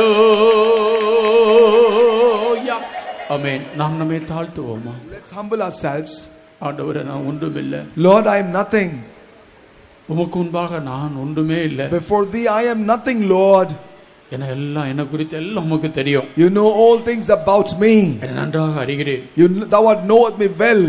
உம்முடைய ஆவிக்கு மறைவாக நான் ஒரு பக்கம் போக முடியாது. Before thy spirit hiding I could go nowhere. அதை நான் அறிந்து கொண்டேன். I know that. நீ எங்கு இருக்கிறே? You are there everywhere. எல்லா இடத்திலும் இருக்கிறே. You are omnipresent. வானத்தின் சேனைகளையும் பூமியின் குடிகளையும் நடத்துகிறவர். You are the one that lead the army of the heavens and the inhabitants of the earth. எல்லாவற்றையும் உம்முடைய சித்தத்தையும் நடத்துகிறேன். According to thy will thou art guided all. என்னுடைய வாழ்க்கையில் உம்முடைய சித்தம் நிறைவேறட்டும். May thy will be done in my life. என்ன வாழ்க்கை குறித்து உம்முடைய சித்தம் நிறைவேறட்டும். Thy will concerning my life be fulfilled. உம்முடைய நோக்கம் நிறைவேறட்டும். May thy purpose be realized. அதை நிறைவேற்ற நான் ஒப்புக்கொடுக்கிறேன். I surrender for that to be fulfilled. என்ன அழைத்த நோக்கம் நிறைவேறட்டும். May the call of mine be fulfilled. என்ன அழைத்த உம்முடைய சித்தம் நிறைவேறட்டும். May thy will and my call be fulfilled. அதற்கு நான் உன்னை ஒப்புக்கொடுக்கிறேன் என்று சொல்லுங்க. I confess, I surrender for that, Lord. ஒப்புக்கொடுக்கிற ஆண்டவரே என்று சொல்லுங்க. ஆண்டவரே, எங்களை நாங்கள் ஒப்புக்கொடுக்கிறோம். உம்முடைய சித்தத்துக்கு எங்களை ஒப்புக்கொடுக்கிறோம் ஐயா. தேவ சித்தத்துக்கு எங்களை ஒப்புக்கொடுக்கிறோம். அழைத்த சித்தத்துக்கு ஒப்புக்கொடுக்கிறோம். அழைத்தவரின் சித்தத்துக்கு ஒப்புக்கொடுக்கிறோம். அவருடைய கரத்தில் ஒப்பு கொடுத்திருக்கிறவர்கள் கரங்களை உயர்த்தி அவரை சோதரம் பண்ணுங்கள். ஜெய்சலா சோதரா சோதரா சோதரா சோதரா சோதரா இரவு முழங்கால் ஜெபத்தை அவர் நமக்கு ஆசீர்வதித்து தரும்படியாக அவரை சோதரம் பண்ணுவோம். சோதரா சோதரா சோதரா சோதரம். தொடர்ந்து அவருடைய சமூகம் நம்மோடு இருக்கும்படியாக நாம் சோதரிப்போம். சோதரா சோதரா சோதரா சோதரா. எல்லாம் அறிந்திருக்கிற தேவன், நம்மை குறித்து சகலவற்றையும் அறிந்திருக்கிற தேவன் நம்மை முற்றிலும் நடத்தும்படி அவருடைய மகிமையின் ராஜ்யத்துக்கு தகுதிப்படுத்தும்படி நம்முடைய ஆவியாத்மா சரத்தை விட கரத்தில் கொடுத்து சோதரிப்போம். சோதரா தோதரா தோதரா தோதரா தோதரா தோதரா. ஜெபம். நேசிக்கிற அன்பான பிதாவே, நன்றியோடு நாங்கள் நமக்கு ஸ்தோத்திரம் செலுத்துகிறோம். பகலெல்லாம் பாதுகாத்தீரே ஸ்தோத்திரம். காலையில் உபவாச ஜெபத்தை பொருட்படுத்தி ஸ்தோத்திரம். மாலை வேளையில் நம்முடைய சமூகத்தில் இருக்க தாவை கூடி வந்து ஆணைகளை ஆசீர்வதித்தபடியினால ஸ்தோத்திரம். பாட்டுகள் ஜெபங்கள் எல்லாவற்றையும் கத்தரை ஆசீர்வதித்து ஆவிக்குள்ளாக்கி தந்து கிருபைக்காக துதிக்கிறோம். இந்த மாலை வேளையிலே கத்தாவை திருத்துவ தேவனை குறித்து அறிந்து கொள்ளும்படியாக நீர் எங்களுக்கு உதவி செய்தபடியினால ஸ்தோத்திரிக்கிறோம். பரிசுத்த ஆவியானுடைய ஆலயமாய் நீர் எங்களை மாற்றியிருக்கிற தயவுக்காக துதிக்கிற ஆண்டவரே, எங்களை கத்தாவே ஆண்டவரே உம்முடைய கத்தமன வாட்டியாய் மாற்றக்கூடியதான இந்த வேலையை நீர் எங்களுக்குள்ள நடப்பித்துக் கொண்டிருக்கிறபடினால ஸ்தோத்திரிக்கிறோம். பரிசுத்த ஆவியானவருக்கு நாங்கள் முற்றிலுமாய் ஒப்பு கொடுத்த இந்த வேலை கத்தாவே எங்களை பூர்ணப்படும்படியாக நீர் கத்தாவை உதவி செய்யும்படியாக வேண்டிக் கொள்கிறோம். ஆண்டவரே, நீர் எல்லாவற்றையும் அறிந்த தேவனாக இருக்கிறபடினால ஸ்தோத்திர பிதாவாகிய தேவன் உள்ளந்திரியங்களையும் தாவே இதயத்தின் நினைவுகளை ஆராய்ந்து அறிகிற தேவனாக இருக்கிறபடினால ஸ்தோத்திரிக்கிறோம். அவனவனுக்கு தாவே கிரியைக்கு தக்க பலனை அளிக்கும்படியாக நீர் கத்தாவே இருதயங்களையும் தாவே நினைவுகளையும் அறிகிற தேவனாக இருக்கிறபடினால ஸ்தோத்திரம். குமாரனும் கூட கத்தாவே உள்ளந்திரியங்களையும் ஆண்டவர் இருதயங்களையும் சோதித்து அறிகிற தேவனாக இருக்கிறபடினால ஸ்தோத்திரம். எங்களுடைய கிரியைகளையும் அன்பையும் கத்தாவே விசுவாசத்தையும் ஊழியத்தையும் கத்தா முன்பு செய்த கிரிகளை பார்க்கலாம். பின்பு செய்த கிரிகளை எல்லாவற்றையும் நீர் அறிந்திருக்கிறீர் ஆண்டவரே. அப்படினால் நமக்கு மறைவாக உன் கத்தாவே ஒன்றுமில்லை, எல்லாம் நிர்வாணமாகவும் கத்தா வெளியரங்கமாகவும் வெளிச்சமாகவும் இருக்கிறபடினால் நமக்கு மறைந்து ஜீவிக்க எங்களால் கூடாது என்பதை விளங்கிக் கொள்ள உதவி செய்த கிருபைக்காக துதிக்கிற ஆண்டவரே. பரிசுத்த ஆவியானவரும் கத்தாவே எல்லாவற்றையும் அறிந்த தேவனாக இருக்கிறபடினால ஸ்தோத்திரம். ஆவியின் சிந்தை இன்னதென்று கத்தாவின் அறிந்திருக்கிறபடினால ஸ்தோத்திரம். அது மாத்திரமல்ல திருத்துவ தேவன் எங்கும் வியாபித்திருக்கிற தேவனாக இருக்கிறபடினாலே ஸ்தோத்திரிக்கிறோம். ஆண்டவரே மக்கள் ஸ்தோத்திரம். நீர் மீன் குடிகளை ஆளுகிறவர் என்று கர்த்தாவே நமக்கு மறைவாக ஒன்றும் செய்ய முடியாது என்பதையும் ஆண்டவரே அன்றைக்கு நேபுகாத்நேச்சார் அறிந்து தன்னுடைய முன்னிலைமை பெற்றுக்கொண்டது போல இந்த நாட்களையும் கூட ஆண்டவரே நாங்கள் ஒன்றுமில்லை என்று சொல்லி உண்மை மாத்திரம் மைமைப்படுத்தி கொண்டு ஜீவிக்க நீர் எங்களுக்கு உதவி செய்யப்படியாக வேண்டிக் கொள்கிறோம். ஆண்டவரே வானமுக்கு சிங்காசனம் பூமி நமக்கு பாதுபடி கர்த்தாவே நீ கர்த்தாவே எங்கும் நிறைந்த தேவனாக இருக்கிறீரான். அப்படினால கர்த்தாவே நாங்கள் சிறுமைப்பட்டவர்களாய் ஆவில நொறுங்குண்டவர்களாய் நம்முடைய வசனத்துக்கு நடுங்கும் போது நீர் எங்களை கண்ணோக்கி பார்க்கிறபடினால ஸ்தோத்திரம். ஆண்டவரே அந்த நிலவரத்தை நாங்கள் காத்துக்கொள்ள உதவி செய்ய முடியாது வேண்டிக் கொள்கிறோம். ஆண்டவரே மக்கள் ஸ்தோத்திரம். குமாரனாகிய தேவனும் எங்கும் நிறைந்தவராய் இருக்கிறீர் என்று பேராது 3 பேராவது உடைய நாமத்தினால் எங்கே கூடினாலும் அவள் மத்தியிலே இருக்கிறேன்னு சொல்லியிருக்கிற ஆண்டவரே எங்கள் தாவே மக்கள் ஸ்தோத்திரம். நீர் எங்கும் வியாபித்திருக்கிறபடினால ஸ்தோத்திரம். நமக்கு மறைவானது ஒன்றுமில்லை கர்த்தாவே. ஞாபக புஸ்தகங்களுக்காக வைக்கப்பட்டிருக்கிற ஆண்டவரே ஆண்டவரே எமக்கு பயப்படுறவர்களுக்கு கர்த்தாவே மை கர்த்தாவே தியானிக்கிறவர்களுக்கு அந்த ஞாபக புஸ்தகம் இருக்கிறபடினால் எப்பொழுதும் பயத்தோடு நடுக்கத்தோடு நாங்கள் ஜீவிக்க எங்களுக்கு உதவி செய்ய முடியாது வேண்டிக்கிறோம். பரிசுத்த ஆவியானம் எங்கும் வியாபித்திருக்கிறபடினால ஸ்தோத்திரம். ஆண்டவரே உம்முடைய ஆவிக்கு மறைவாக நாங்கள் கர்த்தாவே எங்கே போவோம் ஆண்டவரே. இந்த நாட்டில் திருத்துவ தேவன் கர்த்தாவே எங்களை நன்றாய் அறிந்தவரும் ஆண்டவரே கர்த்தாவே எங்கு வியாபித்திருக்கிறவருமா இருக்கிறபடினால உமக்கு முன்பாக பயந்து நடுங்கி ஜீவித்து கர்த்தாவே ஆண்டவரே கர்த்தாவே எங்கள் ஆரம்பித்த நல்ல வேலையை பூர்ணப்படுத்தும்படியாக உடைய சித்தத்துக்கு முற்றிலுமாய் ஒப்பு கொடுத்து ஜீவிக்க அடியாருக்கு எங்களுடைய ஜனத்துக்கு உதவி செய்யும். இரவு ஜபத்தையும் பொறுப்படும் எல்லா துதிகளும் நீர் எடுத்துக்கொள்ளும்.